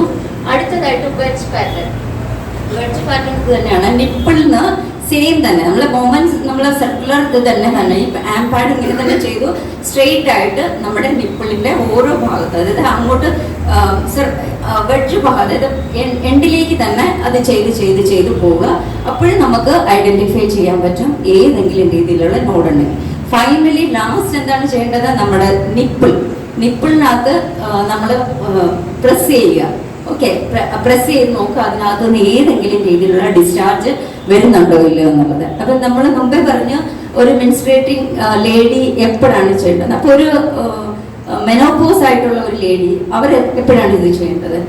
അവർ ഈ മാസത്തിൽ ഏതെങ്കിലും ഒരു ദിവസം കറക്റ്റായിട്ട് അതേ ദിവസം, ഇപ്പോൾ 15th സെപ്റ്റംബർ നിങ്ങൾ സെലക്ട് ചെയ്താൽ ആ 15th തന്നെ നെക്സ്റ്റ് ഒക്ടോബർ, നവംബർ, ഡിസംബർ ഒരേ ഡേറ്റിൽ തന്നെ നിങ്ങൾ ഈ മെനോപോസ്റ്റിലായിട്ടുള്ള ലേഡീസിന് അവർക്ക് ഈ സെൽഫ് ബ്രസ്റ്റ് എക്സാമിനേഷൻ ചെയ്യാവുന്നതാണ്. അതുപോലെ ഞങ്ങൾ ക്ലാസ് എടുത്തപ്പോൾ ഒരു പോയർ വന്നായിരുന്നു, ബ്രസ്റ്റ് ഫീഡിങ് മദർ. അവരെന്ത് ചെയ്യും? 35 ഏജ് ഉള്ളവർ കൂടുതൽ കോൺസെൻട്രേറ്റഡ് ആയിട്ട് ഇങ്ങനെയുള്ള കാര്യങ്ങൾ ചെയ്യണമെന്ന് പറഞ്ഞപ്പോൾ അവരെന്ത് ചെയ്യും? അവർക്ക് പീരീഡ് വരുന്നുണ്ടെങ്കിൽ ഈ പറഞ്ഞ പോലെ 2nd, 3rd day 4th day ഏതെങ്കിലും ഒന്ന് ചൂസ് ചെയ്യുക. ബട്ട് നമ്മൾ മേക്ക് ഷുവർ ദാറ്റ് അവർ ബേബീനെ കറക്റ്റായിട്ട് ഫീഡ് ചെയ്ത ശേഷം, കാരണം ഫീഡ് ചെയ്യുന്നതിന് മുന്നേ നല്ല ബ്രസ്റ്റ് മിൽക്ക് ഉണ്ടായിരിക്കും അതിൽ. അപ്പം 2 ബ്രസ്റ്റും കംപ്ലീറ്റ്ലി ഫീഡ് ചെയ്ത ശേഷമേ നമ്മൾ ഈ എക്സാം ചെയ്യാൻ തുടങ്ങുള്ളൂ. ബ്രസ്റ്റ് മിൽക്ക് ഉറപ്പായിട്ടും വരും, ബ്രസ്റ്റ് ഫീഡിങ് മദറിന് വരും. പക്ഷേ നമ്മൾ ചെക്ക് ചെയ്യേണ്ടത് ഇതിലെന്തെങ്കിലും ബ്ലീഡിങ്ങോ പസ്സോ അങ്ങനെയുള്ള എന്തെങ്കിലും ഉണ്ടോ എന്ന് ചെക്ക് ചെയ്യണം. ബാക്കിയുള്ള എല്ലാവരും ബ്രസ്റ്റ് കംപ്രസ് ചെയ്ത് നല്ലതായിട്ട് പ്രസ് ചെയ്ത് നോക്കുമ്പോൾ ഏതെങ്കിലും രീതിയിലുള്ള ഡിസ്ചാർജ് വന്നിട്ടുണ്ടെങ്കിൽ അത് എല്ലാം ക്യാൻസർ ആയിരിക്കണമെന്നില്ല. But you have to go for further checkup. അതാണ് മെയിൻ ആയിട്ട് നമ്മുടെ എയിം തന്നെ, അതാണ് ഐഡന്റിഫൈ ചെയ്യുക എന്നുള്ളതാണ് ക്യാൻസർ. ഓക്കെ, അപ്പൊ നമ്മൾ ഈ പാറ്റേൺ എല്ലാവർക്കും മനസ്സിലായല്ലോ എങ്ങനെയാണത് ചെയ്യേണ്ടതെന്നുള്ളത്. അടുത്തത് ഇതെല്ലാം ഞാൻ കംപ്ലീറ്റ്ലി കവർ ചെയ്തിട്ടുണ്ട്. ഏതെങ്കിലും രീതിയിലുള്ള നിപ്പിളിൽ ഫ്ലൂയിഡ് പോലെ പോലും വന്നാൽ ചില സമയത്ത് ചിലർക്കുണ്ടായിരിക്കും പ്രൊലാക്റ്റിൻ ഹോർമോണിന്റെ കുറച്ച് ലെവൽ കൂടുതലാണെങ്കിൽ നമ്മുടെ ഏത് ഏജിലാണെങ്കിലും ചിലപ്പോൾ ഒരു ബ്രസ്റ്റ് മിൽക്കിന്റെ സാധ്യത, ബ്രസ്റ്റ് മിൽക്ക് ഒരു ഡിസ്ചാർജ് പോലെ മിൽക്കി ഒരു വാട്ടർ നമുക്ക് ഫീൽ ചെയ്യാം, കാണാൻ പറ്റും. പക്ഷെ അത് ഹോർമോൺ ചേഞ്ചസ്, അതായത് എക്സസീവ് ആയിട്ട് പ്രൊലാക്റ്റിൻ ഹോർമോൺ ഉള്ളവരായിരിക്കും. അപ്പൊ അങ്ങനെയുള്ളതാണെങ്കിൽ തന്നെ നമ്മൾ ഫർദർ ചെക്കപ്പ്, ക്ലിനിക്കൽ സൈഡിൽ പോയി ചെക്കപ്പ് ചെയ്തെങ്കിൽ മാത്രമേ നമുക്ക് എന്താണ് ഇത് ക്യാൻസർ റിലേറ്റഡ് ഉള്ളതാണോ അതല്ല നമ്മുടെ ഹോർമോൺ ലെവൽ കൂടിയിരിക്കുന്നത് കൊണ്ടാണോ നമുക്ക് ഇങ്ങനെ ഒരു പ്രശ്നം വന്നിരിക്കുന്നതെന്ന് കണ്ടുപിടിക്കാൻ സാധിക്കും. ഇത്രയാണ് എനിക്ക് മെയിൻ ആയിട്ടും പറയാനുള്ളത്. അപ്പൊ എല്ലാവർക്കും ഈ സെൽഫ് ബ്രസ്റ്റ് എക്സാമിനേഷൻ എങ്ങനെയാണ്, എപ്പോഴാണ്, എവിടെ വെച്ചാണ് ചെയ്യേണ്ടതെന്ന് മനസ്സിലായി കാണുമെന്ന് വിചാരിക്കുന്നു. എന്തെങ്കിലും ഡൗട്ട്, എന്തെങ്കിലും സംശയം ഉണ്ടോ? ഇല്ല. അപ്പൊ നമുക്ക് അടുത്ത ക്ലിനിക്കൽ സൈഡിലേക്ക് പോകാം. അപ്പൊ നമ്മളിത് കണ്ടുപിടിച്ചു. ഇപ്പൊ ഞാനൊരു 3 months 4 months കണ്ടിന്യൂസ് ആയിട്ട് ഇങ്ങനെ ഒരു സെൽഫ് ബ്രസ്റ്റ് എക്സാമിനേഷൻ ഞാൻ ചെയ്തു. 5th month ആയപ്പോൾ ഞാനൊരു അവിടെ ഒരു ചെറിയ നോഡ് എനിക്ക് ഫീൽ ചെയ്തു. ഇപ്പൊ നെക്സ്റ്റ് സ്റ്റെപ്പ് എന്തായിരിക്കണം? അത് പാത്ത് വെച്ച് അയ്യോ മിണ്ടാതെ ആരോട് പറയണ്ട, അയ്യോ അവിടെ ഇരുന്നോട്ടെ, അതല്ല. അതാണ് നമ്മുടെ ഇപ്പോഴ് വുമൺ എംപവർമെന്റ്. നമ്മൾ മുന്നിലേക്ക് വരണം, നമ്മുടെ ശക്തി നമ്മൾ കാണിച്ചു കൊടുക്കണം. അപ്പോൾ നമ്മളത് ഉടനെ തന്നെ ഒരു സർജൻ, മെയിൻ ആയിട്ട് ഒരു സർജനെ കാണിക്കുക എന്നുള്ളതാണ്. ഇപ്പൊ ഈ പറഞ്ഞ പോലെ മാത്യു സാർ പറഞ്ഞതുപോലെ നിങ്ങൾക്ക് ഒരു ഓപ്ഷൻ ഉണ്ട്. അങ്ങനെ ഒരു കാര്യം വന്നു കഴിഞ്ഞാൽ നിങ്ങൾക്ക് ആർക്കെങ്കിലും എന്നെ ഇൻഫോം ചെയ്യാം.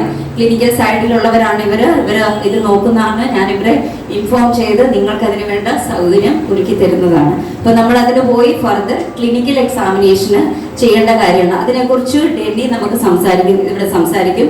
ഇപ്പൊ ഞാൻ ഒത്തിരി താങ്ക്ഫുൾ ആണ് ഡെന്നിയോട്. ഡെന്നിയുടെ ചർച്ചിൽ ഇന്ന് ഒരു ഓണപരിപാടി നടന്നുകൊണ്ടിരിക്കുകയാണ്. അവിടുത്തെ ആങ്കറിങ് ചെയ്തിരുന്ന വ്യക്തിയായിരുന്നു. അപ്പൊ ഇങ്ങനെ ഒരു പ്രോഗ്രാം ഉണ്ടെന്ന് പറഞ്ഞതിന്റെ പേരിൽ കുഴപ്പമില്ല, ഞാൻ വേറെ ആരെങ്കിലും ഏൽപ്പിച്ചിട്ട് ഇച്ചിരി നേരത്തെ വരാമെന്ന് പറഞ്ഞ് വന്നതാണ്. അപ്പം ഡെന്നി ഒത്തിരി താങ്ക് യു ഇവിടെ എത്തിയത്. അപ്പൊ ഞാൻ ഡെന്നിയെ ക്ഷണിക്കുന്നു. Thank you.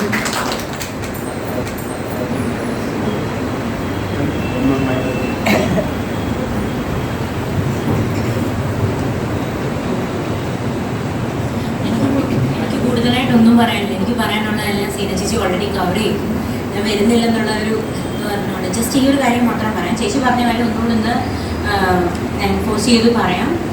ഞങ്ങളുടെ ക്ലിനിക്കിൽ 2 ദിവസമാണ് മാത്യു പറഞ്ഞ പോലെ, Friday afternoon, Saturday morning. So Friday working ആയിട്ടുള്ളവർക്കും ഒരു ഓപ്ഷൻ ഉണ്ട് സാറ്റർഡേ വരാൻ. പിന്നെ അവിടെ വന്ന് നിങ്ങൾക്ക് ഒത്തിരി നേരം വെയിറ്റ് ചെയ്യേണ്ട ആവശ്യമില്ല. നമുക്കൊരു ടൈം സ്ലോട്ട് തരും. ഒരു 20 minutes പ്രൊസീജിയറാണ് മൊത്തം. ഒരു ഡീറ്റെയിൽ ഹിസ്റ്ററി എടുക്കുന്നുണ്ട് നമ്മൾ നമ്മുടെ ക്ലിനിക്കിൽ. അപ്പം നമുക്കുള്ള റിസ്ക് ഫാക്ടേഴ്സ് എന്തെങ്കിലും ഉണ്ട്, ചിലപ്പോൾ ഒരു ജനറ്റിക് ടെസ്റ്റിങ്ങിന് ആവശ്യമുണ്ടെങ്കിൽ തൊട്ടടുത്ത റൂം നമ്പർ 3 ഞങ്ങളുടെ ക്ലിനിക്ക് നടക്കുന്നത്. ഇപ്പോൾ തൊട്ടടുത്ത റൂം നമ്പർ 7 ഒരു ഓങ്കോ ജനറ്റിക് ക്ലിനിക്ക് ഓൾറെഡി നടക്കുന്നുണ്ട് സാറ്റർഡേ. അപ്പം അതിനുള്ള ഫെസിലിറ്റിയും നമ്മൾ കുറച്ചൊക്കെ ഹെൽപ്പ് ചെയ്യുന്നതാണ്.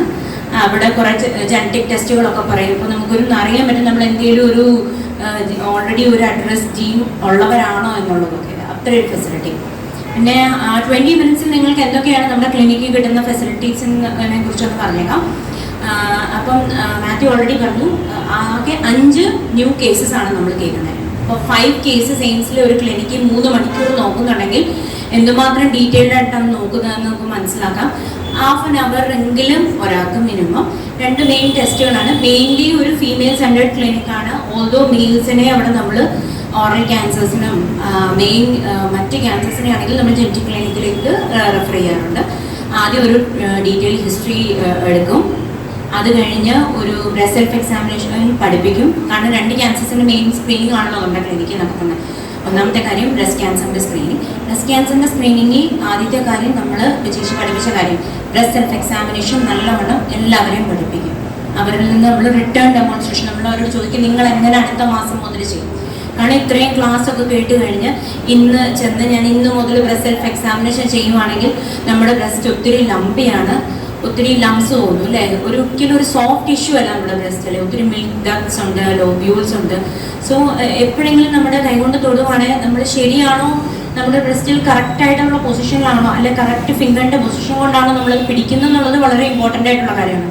ചേച്ചി പറഞ്ഞ പോലെ ഫിംഗർ ടിപ്പ് കൊണ്ട് നിങ്ങൾ നിങ്ങൾ ആരെങ്കിലും നിങ്ങളുടെ ബ്രസ്റ്റ് ഒന്ന് തൊട്ട് നോക്കുവാണെങ്കിൽ ഉറപ്പായിട്ടും നമുക്ക് തോന്നി എന്താണ് ഇതിനകത്ത് നടക്കുന്നത്. അല്ലാതെ ഇങ്ങനെ നമ്മുടെ ഈ 2 ഫിംഗറുകളുടെ ഇടയ്ക്ക് നമ്മുടെ ബ്രസ്റ്റിനെ നമ്മൾ പാൽപ്പേറ്റ് ചെയ്ത് നോക്കുവാണെങ്കിൽ നമുക്ക് പേടി വരും എന്തുമാണ്. സോ എന്താണ് എക്സാക്ട് കറക്റ്റ് ആയിട്ടുള്ള ഐഡിയൽ ആയിട്ടുള്ള ഫിംഗറിന്റെ പൊസിഷൻ, 3 ഫിംഗറിന്റെ ഫ്ലാറ്റ് പോർഷൻ, അതാണ് ഐഡിയലി നമ്മൾ നമ്മുടെ ബ്രസ്റ്റിൽ നമ്മൾ സർക്കുലർ മോഷനിൽ നമ്മൾ നമ്മുടെ ബ്രസ്റ്റ് പാൽപ്പേറ്റ് ചെയ്യുന്നു. അപ്പം നമ്മൾ പഠിപ്പിക്കുന്ന കൂടാതെ അവരിൽ നിന്ന് നമ്മൾ തിരിച്ചു ചോദിക്കും നിങ്ങൾ എങ്ങനെയാ ചെയ്യുന്നത്. പിന്നെ അവരോട് പറയുന്നത് ഇന്ന് രാത്രി പോയി നിങ്ങൾ ബ്രസ്റ്റ് എക്സാമിനേഷൻ ചെയ്യരുതെന്ന് പറയും. നിങ്ങൾ പോയി ഇന്ന് എന്തുവാ ചെയ്യേണ്ടത്, ആദ്യം പോയി നിങ്ങളുടെ ബ്രസ്റ്റിനെ പരിചയപ്പെടുകയോ ചെയ്യേണ്ടത്. ഇങ്ങനെ ഒരു അവയവം നമ്മുടെ ശരീരത്തിലുണ്ടെങ്കിൽ നമ്മുടെ ബ്രസ്റ്റ് എങ്ങനെ ഇരിക്കുന്നു എന്നറിയുന്നതിൽ നമ്മുടെ നിപ്പിൾ വെളിയിലോട്ടാണോ അകത്തോട്ടാണോ എന്നുള്ളതിനെ കുറിച്ച് ഈ മാസം നമ്മളൊന്ന് പരിചയപ്പെട്ടിട്ട് അടുത്ത മാസം മുതലാണ് നമ്മൾ ശരിക്കും ഒരു ബ്രസ്റ്റ് സെൽഫ് എക്സാമിനേഷൻ നമ്മുടെ ക്ലിനിക്കിൽ നമ്മൾ പറയും. അപ്പം അതിന് പറയുന്ന ബ്രസ്റ്റ് സെൽഫ് അവയർനെസ് എന്നോ നമ്മളെക്കുറിച്ച് നമ്മൾ മനസ്സിലാക്കുകയാണ്. അല്ലെങ്കിൽ ചെന്ന് ഇതെല്ലാം പറഞ്ഞു കഴിഞ്ഞ് പെട്ടെന്ന് നോക്കുമ്പോൾ ഒരിക്കലും 2 പേരും ഒരിക്കലും ഒരുപോലല്ലോ. ഓരോരുത്തർക്കും ചിലപ്പോൾ ഒരാളുടെ വലുതായിരിക്കും, ഒരാളുടെ ചെറുതായിരിക്കും, ചിലപ്പം നിപ്പിൾ ഉള്ളിലേക്കായിരിക്കും വലിയ. അവരെ സംബന്ധിച്ചോളം ചിലപ്പോൾ അത് നോർമൽ ആയിരിക്കും അല്ലേ. പിന്നെ ഓൾറെഡി നമ്മൾ ക്ലിനിക്കിൽ കണ്ടു, അപ്പോൾ കുഴപ്പമൊന്നുമില്ലെന്ന് നമുക്ക് മനസ്സിലായി. അപ്പോൾ അടുത്ത മാസം മുതൽ നമുക്ക് നോക്കാം. സോ ബ്രസ്റ്റ് സെൽഫ് എക്സാമിനേഷൻ പഠിപ്പിക്കും. പിന്നെ നല്ലവണ്ണം തറവായിട്ടൊരു ക്ലിനിക്കൽ ബ്രസ്റ്റ് എക്സാമിനേഷൻ. സെയിം കാര്യം ബ്രസ്റ്റ് സെൽഫ് എക്സാമിനേഷൻ എന്ന് പറഞ്ഞാൽ നമ്മൾ വീട്ടിൽ ചെയ്യുന്ന കാര്യം അല്ലേ. ആ കാര്യം ക്ലിനിക്കിൽ ഒരു ഡോക്ടർ അല്ലെങ്കിൽ ഒരു ക്ലിനിഷ്യൻ അല്ലെങ്കിൽ ഒരു നഴ്സ് അത് ക്ലിനിക്കൽ ചെയ്യുന്ന കാര്യത്തിനാണ് ക്ലിനിക്കൽ ബ്രസ്റ്റ് എക്സാമിനേഷൻ എന്ന് പറയുന്നത്. ചേച്ചി പറഞ്ഞ സ്റ്റെപ്പുകളെല്ലാം ചെയ്യും. അവിടെ നമ്മൾ 2 സ്റ്റെപ്പാണ് ചേച്ചി പറഞ്ഞത്. ഒന്ന് ഇൻസ്പെക്ഷൻ, നമ്മൾ ബ്രസ്റ്റിനെ നോക്കിയിട്ട് ബ്രസ്റ്റിന്റെ സൈസും ഷേപ്പും നോക്കും. അത് നമ്മൾ എങ്ങനെയാണ് വീട്ടിൽ ചെയ്യുന്നത്, എവിടെ നോക്കുന്നത്, കണ്ണാടിയിൽ. അവിടെ കണ്ണാടി നോക്കുന്നതിന് പകരം ഈ ചേച്ചി പറഞ്ഞ 4 പൊസിഷനിൽ ഒരു ഡോക്ടറാണ് നോക്കുന്നത്. എന്തെങ്കിലും സൈസിലും ഷേപ്പിലും അതിൻ്റെ ഈ പറഞ്ഞ എന്തെങ്കിലും ഡിംപ്ലിങ്ങോ എന്തെങ്കിലും സ്കിന്നിന് ചേഞ്ച്, മാത്യു പറഞ്ഞില്ലേ സ്കിന്നിൽ ഓറഞ്ചിന്റെ കവർ പോലെ സ്കിൻ ആവുന്നുണ്ടോ, എന്തെങ്കിലും ഭയങ്കരമായിട്ടുള്ള ഡയലേറ്റഡ് ആയിട്ടുള്ള വെയിൻസ്, എൻഗോഷ്ഡ് ആയിട്ടുള്ള വെയിൻസ്, അത് ചിലപ്പം ക്യാൻസർ ആവണമെന്നില്ല, എന്തെങ്കിലും ഒരു ഇൻഫെക്ഷൻ കാണും, അല്ലെങ്കിൽ എന്തെങ്കിലും ഒരു ഇൻഫ്ലമേറ്ററി കണ്ടീഷൻ ബ്രസ്റ്റിൽ ഉള്ളതുകൊണ്ടായിരിക്കും അവർ അങ്ങനെ, അല്ലെങ്കിൽ എന്തെങ്കിലും ഒരു റെഡ്നെസ്. സോ ഇതെല്ലാം നമ്മൾ അവിടെ ബാക്കിയുള്ള മാസങ്ങളിൽ നിങ്ങൾ മുഴുവൻ നോക്കുന്ന കാര്യം ഇവിടെ ഒരു ഡോക്ടർ നോക്കുന്നു. പിന്നെ തറവായിട്ട് 2 ബ്രസ്റ്റിൻ്റെയും എക്സാമിനേഷൻ നടക്കുന്നു. ഒരു കാര്യം നമ്മൾ ലെഫ്റ്റ് ബ്രസ്റ്റ് എക്സാമിനേഷൻ ചെയ്യുമ്പോൾ ഇടത്തെ കൈ യൂസ് ചെയ്യും. കാരണം ഒബ്വിയസ്ലി ഇങ്ങനെ ചെയ്യുന്ന ഉറപ്പായിട്ടും നമുക്ക് കറക്റ്റ് ആയിട്ടുള്ള ഒരു കൺക്ലൂഷനിൽ എത്താൻ പറ്റിയതില്ല, അതുകൊണ്ട് മാത്രം. പിന്നെ ഓപ്പോസിറ്റ് ഇത് കഴിഞ്ഞ് മെയിൻ കാര്യം എന്ന് പറഞ്ഞാൽ ബ്രസ്റ്റിൻ്റെ എക്സാമിനേഷൻ എല്ലാം കഴിഞ്ഞ് പാൽപേഷൻ എല്ലാം കഴിഞ്ഞ്, പാൽപേഷനാണ് നമ്മൾ ഈ ഫീൽ ചെയ്യുന്ന കാര്യം. ഓക്കെ, ഇൻസ്പെക്ഷനാണ് നമ്മൾ ആ മിററിൻ്റെ മുന്നിൽ കണ്ട കാര്യങ്ങൾ. അപ്പം പാൽപേഷൻ ചെയ്ത് കഴിഞ്ഞ് ഉറപ്പായിട്ടും ബ്രസ്റ്റിൻ്റെ ഒരു ഭാഗമാണ് നമ്മുടെ ആക്സില എന്ന് പറയുന്ന ഭാഗം, നമ്മുടെ ആംപിറ്റ്.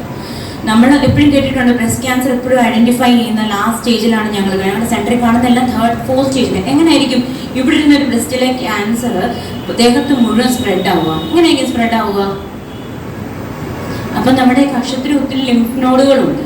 കഷത്തി മാത്രമല്ല, 2 ബ്രസ്റ്റുകളുടെ ഇടയ്ക്കുണ്ട് ലിംഫ് നോഡുകൾ, താഴെയുണ്ട് ലിംഫ് നോഡുകൾ, ഇവിടെയൊക്കെ ഉണ്ട് ലിംഫ് നോഡുകൾ. ചേച്ചി പറഞ്ഞില്ലേ പനി വരുമ്പോൾ നമ്മുടെ ഇവിടുത്തെ എല്ലാ ലിംഫ് നോഡുകളും നമുക്ക് എൻലാർജ്ഡ് ആയിട്ട് ഫീൽ ആവുന്നില്ലേ, അതുപോലെ നമ്മുടെ കക്ഷത്തിലുമാണ്. എല്ലാ ലിംഫ് നോഡ് എൻലാർജ്മെന്റും ക്യാൻസർ അല്ല, ജസ്റ്റ് ഒരു ഇൻഫെക്ഷൻ ഉണ്ടെങ്കിൽ നമുക്കൊരു ലിംഫ് നോഡ് എൻലാർജ്മെന്റ് ഉണ്ടാകണം. സോ ഉറപ്പായിട്ടും ഒരു ബ്രസ്റ്റ് എക്സാമിനേഷൻ ചെയ്യുമ്പം ബ്രസ്റ്റ് പാൽപ്പേറ്റ് ചെയ്യുന്ന അതേ ഇമ്പോർട്ടൻസിൽ തന്നെ ഡീപ്പായിട്ട് ബ്രസ്റ്റ് ചെയ്യുന്നതിനെക്കാട്ടിച്ച് ഡീപ്പായിട്ടാണ് നമ്മളെപ്പോഴും ചേച്ചി പറഞ്ഞ അപ്പ് ഡൗൺ പാറ്റേണിൽ ഞങ്ങൾ ആംബിറ്റ് അല്ലെങ്കിൽ ആക്സില എക്സാമിനേഷൻ ചെയ്യുക. ഇത്രയും ചെയ്തു കഴിഞ്ഞ് നമ്മളതെല്ലാം നോട്ട് ചെയ്ത് വെക്കും. ചിലരോട് പറയും നിപ്പിൾ ഡിസ്ചാർജും നോട്ട് ചെയ്യും. ചിലരാണെങ്കിൽ ചിലപ്പോൾ നമ്മൾ ഒത്തിരി നേരം ബ്രസ്റ്റ് പാൽപ്പേറ്റ് ചെയ്ത് കഴിയുമ്പോൾ ഒരു നിപ്പിൾ ഡിസ്ചാർജ് വരും. സോ അങ്ങനെയുള്ള പേഷ്യൻസിനോട് നമ്മൾ പറയാറുണ്ട് ഒരു 2 മാസം കഴിഞ്ഞാൽ 1 മാസം ഒന്ന് വെയിറ്റ് ചെയ്യാം. അത് കഴിഞ്ഞ് പിന്നെയും നമുക്കൊരു നിപ്പിൾ ഡിസ്ചാർജ് ഫീൽ ചെയ്യുന്നുണ്ടെങ്കിൽ നമുക്കൊന്ന് ഒന്നിലൊരു അൾട്രാസൗണ്ട് ചെയ്ത് നോക്കാം, അല്ലെങ്കിൽ മാമോ ചെയ്ത് നോക്കാം, അല്ലെങ്കിൽ ബ്ലഡ് ലെവൽ ചെയ്ത് നോക്കാം എന്തുകൊണ്ട് വരുന്നു എന്നുള്ളത്. സോ അങ്ങനെ follow up, immediate follow up. അല്ലെങ്കിൽ നമ്മൾ വർഷത്തിലൊരിക്കൽ എന്ന് പറയുന്നത് ഇങ്ങനെ എന്തെങ്കിലും ഒരു കേസ് നമ്മൾ ചിലപ്പോൾ മാറാം, ചിലപ്പോൾ ഒരു എന്തെങ്കിലും ടെമ്പററി കണ്ടീഷൻ കാരണമാണ് ഇങ്ങനെ ഒരു പ്രശ്നം വന്നതെന്ന് തോന്നുവാണെങ്കിൽ ചിലപ്പോൾ നമ്മൾ 1-2 months കഴിഞ്ഞ് ഒന്നുകൂടെ വരാൻ പറയും. അല്ലെങ്കിൽ ഇയർലി ഫോളോ അപ്പ്. ഞങ്ങളുടെ ക്ലിനിക്കിൽ ഇപ്പം ഇന്നലെ മിനിഞ്ഞാന്ന് ഫ്രൈഡേ വന്നൊരു കൊച്ച് 18 yearsൻ്റെ കൊച്ചായിരുന്നു. ക്യാൻസർ ഒന്നുമല്ല, ഫൈബ്രോയിഡിനോമയാണ് മാത്യു പറഞ്ഞ പോലെ. പക്ഷെ എന്നാലും എന്താണ് ഇതിൻ്റെ അർത്ഥം എന്ന് പറഞ്ഞാൽ നമ്മളിതെല്ലാം ഓർക്കും ഇതൊരു എൽഡർലിയുടെ അസുഖമാണെന്നുള്ളത്. ഒരിക്കലുമല്ല. ഇപ്പോൾ ഒരു മെനാർക്കി സംഭവിച്ച ആ കുഞ്ഞിന് മുതൽ ഒരു ക്ലിനിക് ബ്രസ്റ്റ് സെൽഫ് എക്സാമിനേഷൻ എങ്ങനെയാണ് ചെയ്യേണ്ടതെന്ന് ദേഷ്യപ്പെട്ടു. മനസ്സിലായോ? അത് നമ്മൾ അവർക്ക് പറഞ്ഞു കൊടുക്കേണ്ട ഒരു ഇമ്പോർട്ടൻ്റ് ആയിട്ടുള്ള കാര്യമാണ്. കുഞ്ഞു സാധനമാണെങ്കിൽ പോലും പെട്ടെന്ന് കണ്ടുപിടിക്കുകയാണെങ്കിൽ നല്ലതല്ലേ? It can save our lives അല്ലേ? അപ്പോൾ അത് ഇമ്പോർട്ടൻ്റ് കാര്യം. പിന്നെ രണ്ടാമത് ഞങ്ങളുടെ ക്ലിനിക്കിൽ ചെയ്യുന്ന കാര്യം ദിസ് ഓൾ അബൌട്ട് ബ്രസ്റ്റ്. പിന്നെന്ന് പറഞ്ഞാൽ സെർവിക്കൽ ക്യാൻസറിൻ്റെ സ്ക്രീനിങ്. സെർവിക്കൽ ക്യാൻസറിൻ്റെ സ്ക്രീനിങ് മെയിൻലി പാപ്സ്മിയർ അല്ല ചെയ്യാറ്. ബിക്കോസ് പാപ്സ്മിയർ 3 years ഇവിടെ നമുക്ക് HPV DNA ഒരു ഫെസിലിറ്റി ഉള്ളതുകൊണ്ടും അത് 5 വർഷത്തിൽ മാത്രം റിപ്പീറ്റ് ചെയ്യുന്നു. ചിലപ്പോൾ 1-2 പ്രാവശ്യം കഴിഞ്ഞാൽ ചിലപ്പോൾ ലൈഫ് ടൈമിൽ ഒരിക്കൽ കൂടെ ചെയ്യേണ്ടി വരുമായിരിക്കും. കാരണം അത്രയ്ക്ക് നല്ലൊരു കവറേജാണ് HPV DNA എന്ന് പറഞ്ഞാൽ ടെസ്റ്റ് ചെയ്യുന്നത്. അതുകൂടാതെ നമ്മുടെ ക്ലിനിക്കിൽ HPV വാക്സിനേഷൻ 9 to 14 yearsലുള്ള കുഞ്ഞുങ്ങൾക്ക് കൊടുക്കുന്നുണ്ട്. ഇപ്പോഴും കഴിഞ്ഞ ആഴ്ച ഇന്നലെ ഞങ്ങൾക്കൊരു വാക്സിനേഷൻ ഇതുണ്ടായിരുന്നു. അങ്ങനെ ഫെസിലിറ്റീസാണ് മെയിൻലി നമ്മുടെ ക്ലിനിക്കിൽ ഓഫർ ചെയ്യുന്നത്. ഇങ്ങനെയൊക്കെ പറയുമ്പോൾ ഞാൻ എപ്പോഴും എല്ലായിടത്തും പറയുന്നൊരു കാര്യമാണ്, എല്ലാവരും വന്ന് പറഞ്ഞിട്ട് പോകില്ലേ, ഇങ്ങനെയൊക്കെ ചെയ്താൽ മതി, അങ്ങനെയൊക്കെ ചെയ്താൽ മതി, പെട്ടെന്ന് ഓടി വന്നാൽ മതി. പക്ഷേ ഇത് ശരിക്കും ഒത്തിരി ടെസ്റ്റിമണികൾ നമ്മൾ കേട്ടിട്ടുണ്ട്. നമ്മുടെ പേഷ്യൻസിന് കഴിയുന്നാലും നമ്മുടെ സ്റ്റാഫ് ഓൾറെഡി ക്യോർഡ് ആയിട്ടുള്ള ഒത്തിരി പേരുണ്ട്. ഇതുള്ള ഞാൻ എൻ്റെ ടെസ്റ്റിമണി പറയാണ്. എൻ്റെ മമ്മി ഒരു ടീച്ചറായിരുന്നു. അപ്പോൾ മമ്മി ഇതുപോലെ എന്തോ ഒരു ക്ലാസ്സിൽ കേട്ടിട്ടുണ്ട്, ഇങ്ങനെയൊക്കെ പ്രസ് ചെയ്ത് അല്ലെങ്കിൽ കാൽക്കുലേറ്റ് ചെയ്ത് നോക്കിയാൽ അറിയാം എന്തായാലും ഉണ്ട് പ്രശ്നമാണ്. അപ്പോൾ മമ്മിയാണെങ്കിലും കണ്ടുപിടിച്ചു ഒരു കുഞ്ഞ് ലംബ്. മനസ്സിലായോ? അത് ബ്രസ്റ്റ് ക്യാൻസർ ആയിരുന്നു. ഓൾദോ അത് സ്റ്റേജ് 1 ആയിരുന്നു. 1 centimeter ഉള്ളായിരുന്നു. പക്ഷെ മമ്മിയുടെ ഏജും ഒക്കെ കൺസിഡർ ചെയ്തുകൊണ്ട് അത് ജസ്റ്റ് ഒരു അത്ര ഏരിയ മാത്രം റിമൂവ് ചെയ്തതാണ്. പക്ഷേ ഏജും കീമോ റേഡിയേഷൻ ഒന്നും മമ്മിക്ക് താങ്ങത്തില്ലെന്ന് തോന്നിയതുകൊണ്ട് മാത്രം ഞങ്ങൾ ആ ബ്രസ്റ്റ് റിമൂവ് ചെയ്യാൻ തീരുമാനിച്ചു. അതുകൊണ്ട് എന്തോ 5-6 കൊല്ലം കഴിഞ്ഞു. എൻ്റെ മമ്മി വളരെ ഹാപ്പി ആയിട്ടുണ്ട്. എല്ലാവരെയും കൂടെ ഞങ്ങളുടെ കുഞ്ഞുങ്ങളെ കാണുന്നു, മമ്മിയുടെ ഗ്രാൻഡ് ഡോക്ടേഴ്സിനെ കാണുന്നു, സന്തോഷത്തോടെ ചെയ്യും. സോ നമുക്കൊരു പ്രിവെന്റ് ചെയ്യാൻ പറ്റുന്നത് ബ്രസ്റ്റ് ക്യാൻസർ സ്പെഷ്യലി നമുക്ക് പ്രിവെന്റ് ചെയ്യാൻ പറ്റാത്തൊരു കാര്യമാണ്. പക്ഷെ ഏർലി ഡിറ്റക്ട് ചെയ്യുവാണെങ്കിൽ ഉറപ്പായിട്ടും നമുക്ക് നമ്മുടെ ലൈഫ് സേവ് ചെയ്യാൻ പറ്റും. സോ ഇതായിരിക്കും ഇന്നത്തെ എന്തുമായിരിക്കും പറയുന്നത്. നിങ്ങൾ ഇത്രയും കേട്ടു, നിങ്ങളുടെ അടുത്ത നെയ്ബേഴ്സിനോട് പറഞ്ഞു കൊടുക്കുക. എല്ലാവരെയും ചിലപ്പോൾ അങ്ങോട്ട് വരുത്താൻ പറ്റില്ലായിരിക്കും, എല്ലാം വരാൻ മടിയുള്ളവരുണ്ടാവും. ജസ്റ്റ് ഒരു ചെറിയ ഇൻഫർമേഷൻ അവർക്ക് കൊടുക്കുക, അവർ ചെയ്ത് നോക്കട്ടെ, അവർ വേറൊരാൾക്ക് കൊടുക്കട്ടെ. അങ്ങനെ നമുക്ക് അനേകം ഈ വലിയ രോഗത്തിൽ നിന്ന് രക്ഷിക്കാം. കമ്മ്യൂണിറ്റി ഓൺകോളജിയുടെ ലക്ഷ്യം തന്നെ നമ്മളുടെ ക്യാൻസർ ബർഡൻ നമ്മുടെ ഈ ഇന്ത്യയിൽ ഈ ലോകത്തിൽ തന്നെ കുറയ്ക്കുക എന്നുള്ളതാണ്. അതിലൂടെ ഒത്തിരി ഫിനാൻഷ്യൽ രീതിയിലുള്ള ബെനഫിറ്റ് നമുക്ക് കിട്ടുന്നതാണ്. പിന്നെ ഇവിടെ പറഞ്ഞ ഇവർ രണ്ടുപേരുമാണ് ഈ സെർവിക്സ് വാക്സിൻ്റെ കോർഡിനേറ്റേഴ്സ്. ഇവരാണ് ക്യാമ്പ് അറ്റൻഡ് ചെയ്യുന്നതും കുട്ടികൾക്ക് കൊടുക്കുന്നതും ഒക്കെ. അവിടെ എയിംസിൽ നമ്മൾ ഫ്രീ ആയിട്ട് ഈ വാക്സിൻ ഉണ്ട്, അതിന് പേയ്മെന്റ് ഒന്നുമില്ല. ബട്ട് ഒരു കാര്യം എന്താണെന്ന് ചോദിച്ചു കഴിഞ്ഞാൽ അവിടെ രജിസ്റ്റർ ചെയ്യണം. ഒരു ലിമിറ്റഡ് എമൗണ്ടിലുള്ള ഇത് വരുവുള്ളൂ, വാക്സിൻസ് വരുവുള്ളൂ. അപ്പോൾ എത്ര കുട്ടികൾക്ക് നമ്മൾ കൊടുക്കുന്നോ അത് തീർന്നു കഴിഞ്ഞാൽ പിന്നെ നമുക്ക് അടുത്ത എപ്പോഴാണ് അവൈലബിലിറ്റി അതിനനുസരിച്ച് കിട്ടുകയുള്ളൂ. അപ്പോൾ ആർക്കെങ്കിലും അങ്ങനെ വാക്സിൻ കൊടുക്കാനായിട്ട് താല്പര്യം ഉണ്ടെങ്കിൽ നമ്മൾ ലിങ്ക് കൊണ്ട് അത് രജിസ്ട്രേഷന് വേണ്ടി അത് അയച്ചു തരുന്നതാണ്. അങ്ങനെ വേണമെങ്കിൽ അറിയിച്ചാൽ മതി ആർക്കാണ് വേണ്ടതെന്നുള്ളത്. ഓക്കെ, അപ്പം നമുക്ക് അങ്ങനെ ചെയ്യാൻ സാധിക്കും. ഇതെല്ലാവരും നമ്മൾ ഈ അവയർനെസ് ക്യാമ്പ് നടത്തുക എന്നുള്ള നമുക്ക് വേണ്ടി മാത്രമല്ല, നമുക്ക് ചുറ്റുമുള്ള ആരൊക്കെയാണ് അവരെ കൂടെ നമ്മൾ ഇതിൽ നിന്ന് ഈ ക്യാൻസറിൻ്റെ ഇത്രയും വലിയ ഒരു മാരക രോഗമാണ്, ഈ രോഗത്തിൽ നിന്ന് നമുക്ക് രക്ഷിക്കാനായിട്ട് നമുക്ക് ഓരോരുത്തർക്കും അതിന് സാധിക്കട്ടെ. അത് നമ്മളുടെ എന്താണ് നമ്മുടെ കോൺട്രിബ്യൂഷൻ, നമ്മൾക്ക് ലോകത്തോടുള്ള സമൂഹത്തിനോടുള്ള ബാധ്യത എന്താണ്, അത് നമ്മൾ ചെയ്യാനായിട്ട് എല്ലാവരും ശ്രമിക്കുക. ഞങ്ങളെ കഴിയുന്ന രീതിയിൽ ഞങ്ങൾ ശ്രമിക്കുന്നു. പലയിടത്തും ക്യാമ്പുകൾ വേറെ ഒരു കാര്യം ഞങ്ങളിങ്ങനെ പോയി ഒരിടത്ത് ക്ലിനിക്കൽ എക്സാമിനേഷൻ ചെയ്തു. 2-3 പേര് ഞങ്ങൾ കുറച്ച് പേര് ഐഡന്റിഫൈ ചെയ്തു ക്യാൻസർ ഉണ്ടെന്ന്. അവരെ നമ്മൾ എയിംസിലേക്ക് റെഫർ ചെയ്തു. അതിൽ 3-4 പേരെ ക്യാൻസർ ആണ് പിന്നീട് ഡയഗ്നോസ് ചെയ്തു, അവരുടെ ബാക്കി ക്ലിനിക്കൽ എക്സാമിനേഷൻ ചെയ്തു. അപ്പം നമ്മൾ ഒരാളെയെങ്കിലും കണ്ടുപിടിച്ച് നമ്മൾക്ക് അവർക്ക് പ്രിവെന്റ് ചെയ്യാനുള്ള, അതായത് കൂടുതലായിട്ട് ഈ ഏർലി സ്റ്റേജിൽ കണ്ടുപിടിച്ചാൽ അവർക്ക് വളരെ നല്ലൊരു ലൈഫ്, മാരീഡ് ലൈഫ് ആയിക്കോട്ടെ, അത് കഴിഞ്ഞിട്ടുള്ള ലൈഫ് കിട്ടിപ്പം സുനിൽ സാർ പറഞ്ഞതുപോലെ 30 years ആയിട്ട് മന്ത്രി ജീവിക്കുന്നു എന്ന് പറഞ്ഞതുപോലെ എല്ലാവർക്കും അതിനുള്ള സാധ്യതയുണ്ട്, പോസിബിലിറ്റി ഉണ്ട്. ബട്ട് നമ്മളത് വിചാരിച്ചാൽ മാത്രമേ നടക്കുകയുള്ളൂ. അപ്പം ഇന്ന് ഞങ്ങൾക്ക് ഇങ്ങനെ ഒരു അവസരം തന്ന എല്ലാവരെയും ഈ അവസരത്തിൽ എല്ലാവർക്കും പ്രത്യേകം നന്ദി അറിയിക്കുകയാണ്. പിന്നെ ഞങ്ങളുടെ ചേച്ചി ഉഷ ചേച്ചി ഈ പറയുന്നത് പോലെ ചേച്ചിക്ക് ഒരു പ്രശ്നം പോലെ വന്നു.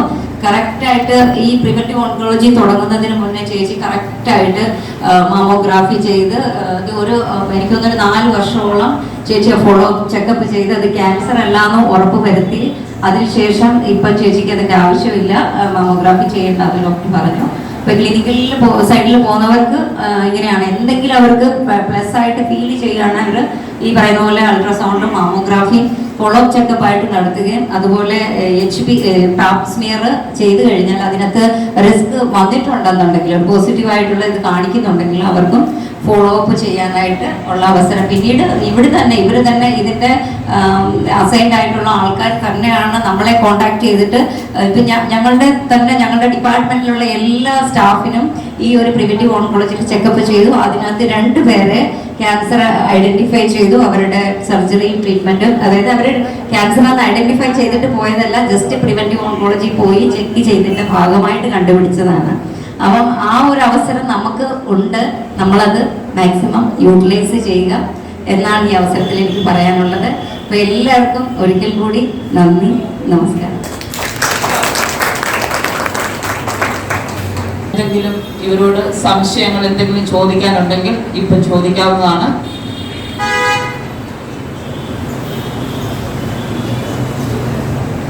വളരെയധികം നന്ദി മാത്യു സാർ, സീന ആൻഡ് ഡെന്നി. വളരെ വിജ്ഞാനപ്രദമായ കാര്യങ്ങളാണ് നിങ്ങൾ ഇവിടെ അവതരിപ്പിച്ചത്. ഒരു പ്രൊജക്ടറിന്റെ അഭാവം ഉണ്ടായിരുന്നെങ്കിൽ കൂടെയും അതെല്ലാം വളരെ കൃത്യമായി ഡീറ്റെയിൽഡ് ആയിട്ട് ഇവർക്ക് പറഞ്ഞു തന്നു. തീർച്ചയായിട്ടും വളരെയധികം നന്ദി. കോർഡിനേറ്റർ ശ്രീ KP പ്രകാശൻ സാറിനെ ക്ഷണിക്കുന്നു. എല്ലാവർക്കും നമസ്കാരം. കാരണം ഞാൻ ആദ്യമായിട്ടാണ് ഇങ്ങനെ ക്ലാസ്സിൽ അറ്റൻഡ് ചെയ്യുന്നത്. അപ്പോൾ നമുക്കത് ഒത്തിരി കാര്യങ്ങൾ നമുക്കറിയാൻ വയ്യാത്ത കാര്യങ്ങൾ ഇത് മനസ്സിലാക്കാൻ പറ്റി. ഇതുപോലെ തന്നെ നമുക്ക് ബാക്കിയുള്ള ഈ പല ക്യാൻസറുകളുണ്ട്. അപ്പോൾ നമ്മുടെ ഓരോ ശാഖകൾ, ഇപ്പോൾ അടുത്തത് വികാസ് പിരിയോ, കാരണം അടുത്ത് നടത്തുന്ന പരിപാടി നമ്മൾ ചെയ്യുന്നത് ഉള്ളി ഫോർ നമ്മുടെ ശാഖയുടെ അല്ല, ആ നാട്ടിലുള്ള ആളുകളെ എത്ര പേരെ നമുക്ക് മാക്സിമം പങ്കെടുപ്പിക്കാവും. ഇപ്പോൾ ക്യാൻസറിന് ജാതിയും മതവും വ്യത്യാസമൊന്നുമില്ല, അത് ആർക്കും വരാം. അപ്പോൾ അതുകൊണ്ട് അടുത്ത പരിപാടികൾ നമ്മൾ ചെയ്യുമ്പോൾ വികാസ് പിരിയിലോ കുറച്ചുകൂടെ സ്ക്രീനൊക്കെ വെക്കാനുള്ള സൗകര്യമുള്ളിടത്ത് വെച്ച് നമുക്ക് ചെയ്യാറ്. കാരണം ഞാൻ ഒരു പ്രാവശ്യം നമ്മുടെ കൊച്ചിൻ്റെ ഈ പടലിക്ക് ഒരു മുഴ വന്ന് നമ്മൾ നോർമലായിട്ട് കൂടെ അതിനെ ടെസ്റ്റ് ചെയ്തു. അവർക്ക് അച്ഛനും ഒന്നും ഇല്ലായിരുന്നു. ആ സമയത്ത് അത് ഐഡൻറ്റിഫൈ ചെയ്ത് ക്യാൻസർ ആയിരുന്നെന്ന്. പക്ഷെ അത് ഇയർലിയർ സ്റ്റേജ് ആയതുകൊണ്ട് ആ കുട്ടി 18-17 വയസ്സേ ഉണ്ടായിരുന്നു. അതുങ്ങൾ നല്ല സുഖമായിട്ട് ഇപ്പോഴും ജീവിക്കുന്നു. അപ്പം അതുപോലുള്ള കാര്യങ്ങൾ നേരത്തെ അറിഞ്ഞു കഴിഞ്ഞാൽ നമുക്കെപ്പോഴും നല്ലതാണ്. അതിപ്പോൾ ഇതിനകത്ത് ആർക്കും നാണമൊന്നും വിചാരിക്കും, അങ്ങനെയുള്ള കാര്യങ്ങളൊന്നും ഓപ്പണായിട്ട് കാര്യങ്ങൾ സംസാരിച്ചാലും അത് വേണ്ട രീതിയിൽ ഡോക്ടറെ കാണണം. കാരണം അത് ആവശ്യമാണ്. കാരണം അതല്ലെങ്കിൽ ഇന്നല്ലെങ്കിൽ നാളെ കാണേണ്ട വരും. അപ്പോൾ എത്രയും പെട്ടെന്ന് നമുക്ക് അത് ചെയ്യാൻ പറ്റുന്നുണ്ടോ അത്രയും അതിൻ്റെ ആ പ്രോബ്ലം അത്രയും കുറഞ്ഞിരിക്കും. അപ്പോൾ എല്ലാവരും ഈ കാര്യങ്ങൾ ബാക്കിയുള്ള ആളുകൾക്കെല്ലാം പറഞ്ഞ് നമ്മുടെ ഈ വനിതാ സംഘത്തിലും ബാക്കിയുള്ള ശാഖകളിലൊക്കെ പ്രചരിപ്പിച്ച് എത്രയും പെട്ടെന്ന് ബാക്കിയുള്ള ശാഖകൾ, ഞാൻ പറഞ്ഞു 1 മാസം അല്ലെങ്കിൽ 2 മാസം കൂടുമ്പോഴേക്കും മിനിമം ഒരു ക്ലാസ് ഇത് വളരെ അത്യാവശ്യമാണ്. അപ്പം ഇതിനുള്ള എല്ലാ പ്രവർത്തകരും, ഇതിൻ്റെ പിന്നിൽ പ്രവർത്തിച്ച എല്ലാ പ്രവർത്തകർക്കും നന്ദി. പ്രത്യേകിച്ച് ഇപ്പോൾ ക്ലാസ് എടുത്ത ഇവർ 3 പേരും, കാരണം അവരുടെ തിരക്കേറിയ സമയം ബാക്കിയുള്ള കാര്യങ്ങളൊക്കെ ഇട്ടിട്ടാണ് അവർക്ക് 3 പേർക്കും ഡൽഹി SNDP യൂണിയൻ്റെ പേരിൽ നന്ദി അറിയിക്കുന്നു. നന്ദി, നമസ്കാരം.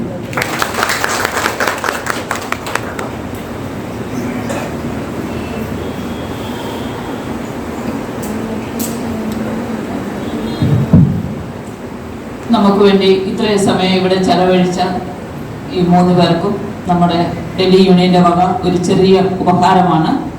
അത് നൽകുന്നതിനായി ശ്രീ മിസ്റ്റർ മാത്യു വർഗീസ് സാറിന് അത് നൽകുന്നതിനായി Delhi union vice president Shri CD സുനിൽകുമാറിനെയും Yogam board member Shri MP അനിൽകുമാറിനെയും 2 പേരെയും ക്ഷണിക്കുന്നു.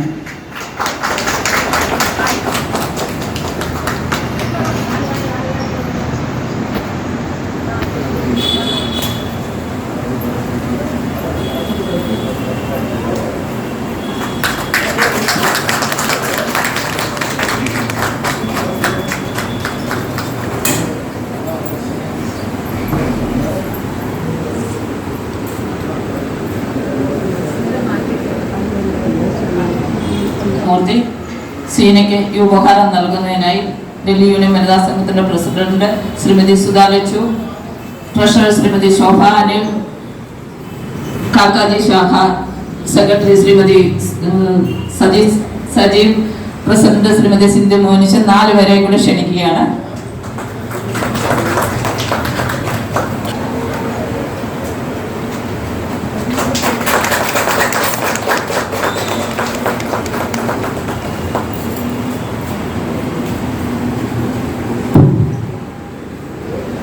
അടുത്തത് ശ്രീമതി ഡെന്നി ഉപഹാരം നൽകുന്നതിനായി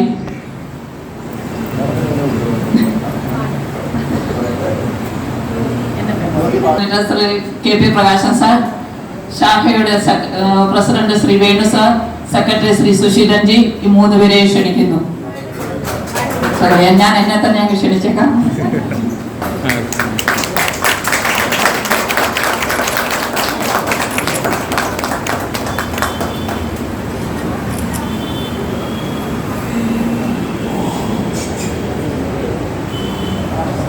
വൈൻഡപ്പ് ചെയ്യുകയാണ്. നന്ദി പ്രകാശനത്തിനായി യൂണിയൻ പഞ്ചായത്ത് മെമ്പർ ശ്രീ ബാബുലയൻജിയെ ക്ഷണിക്കുന്നു. ഈ ഒരു പരിപാടിക്ക് ഇവിടെ എത്തിച്ചേർന്ന നിങ്ങൾക്ക് ഏവർക്കും നന്ദി ആദ്യം പറയുന്നു. പിന്നെ ഈ ക്ലാസ് ഇവിടെ സംഘടിപ്പിച്ച ഡൽഹി വനിതാ സംഘം, ഡൽഹി യൂണിയനും അതുപോലെ തന്നെ കൽക്കാജി വനിതാ സംഘം, കൽക്കാജി ശാഖ ഇവർക്കേവർക്കും നന്ദി രേഖപ്പെടുത്തുന്നു. ഇന്ന് ഈ സദനവും ഈ ക്ലാസുകൾ നടത്താനായി എത്തിയ വിശിഷ്ടരായ ഞാൻ നന്ദി രേഖപ്പെടുത്തുകയാണ്.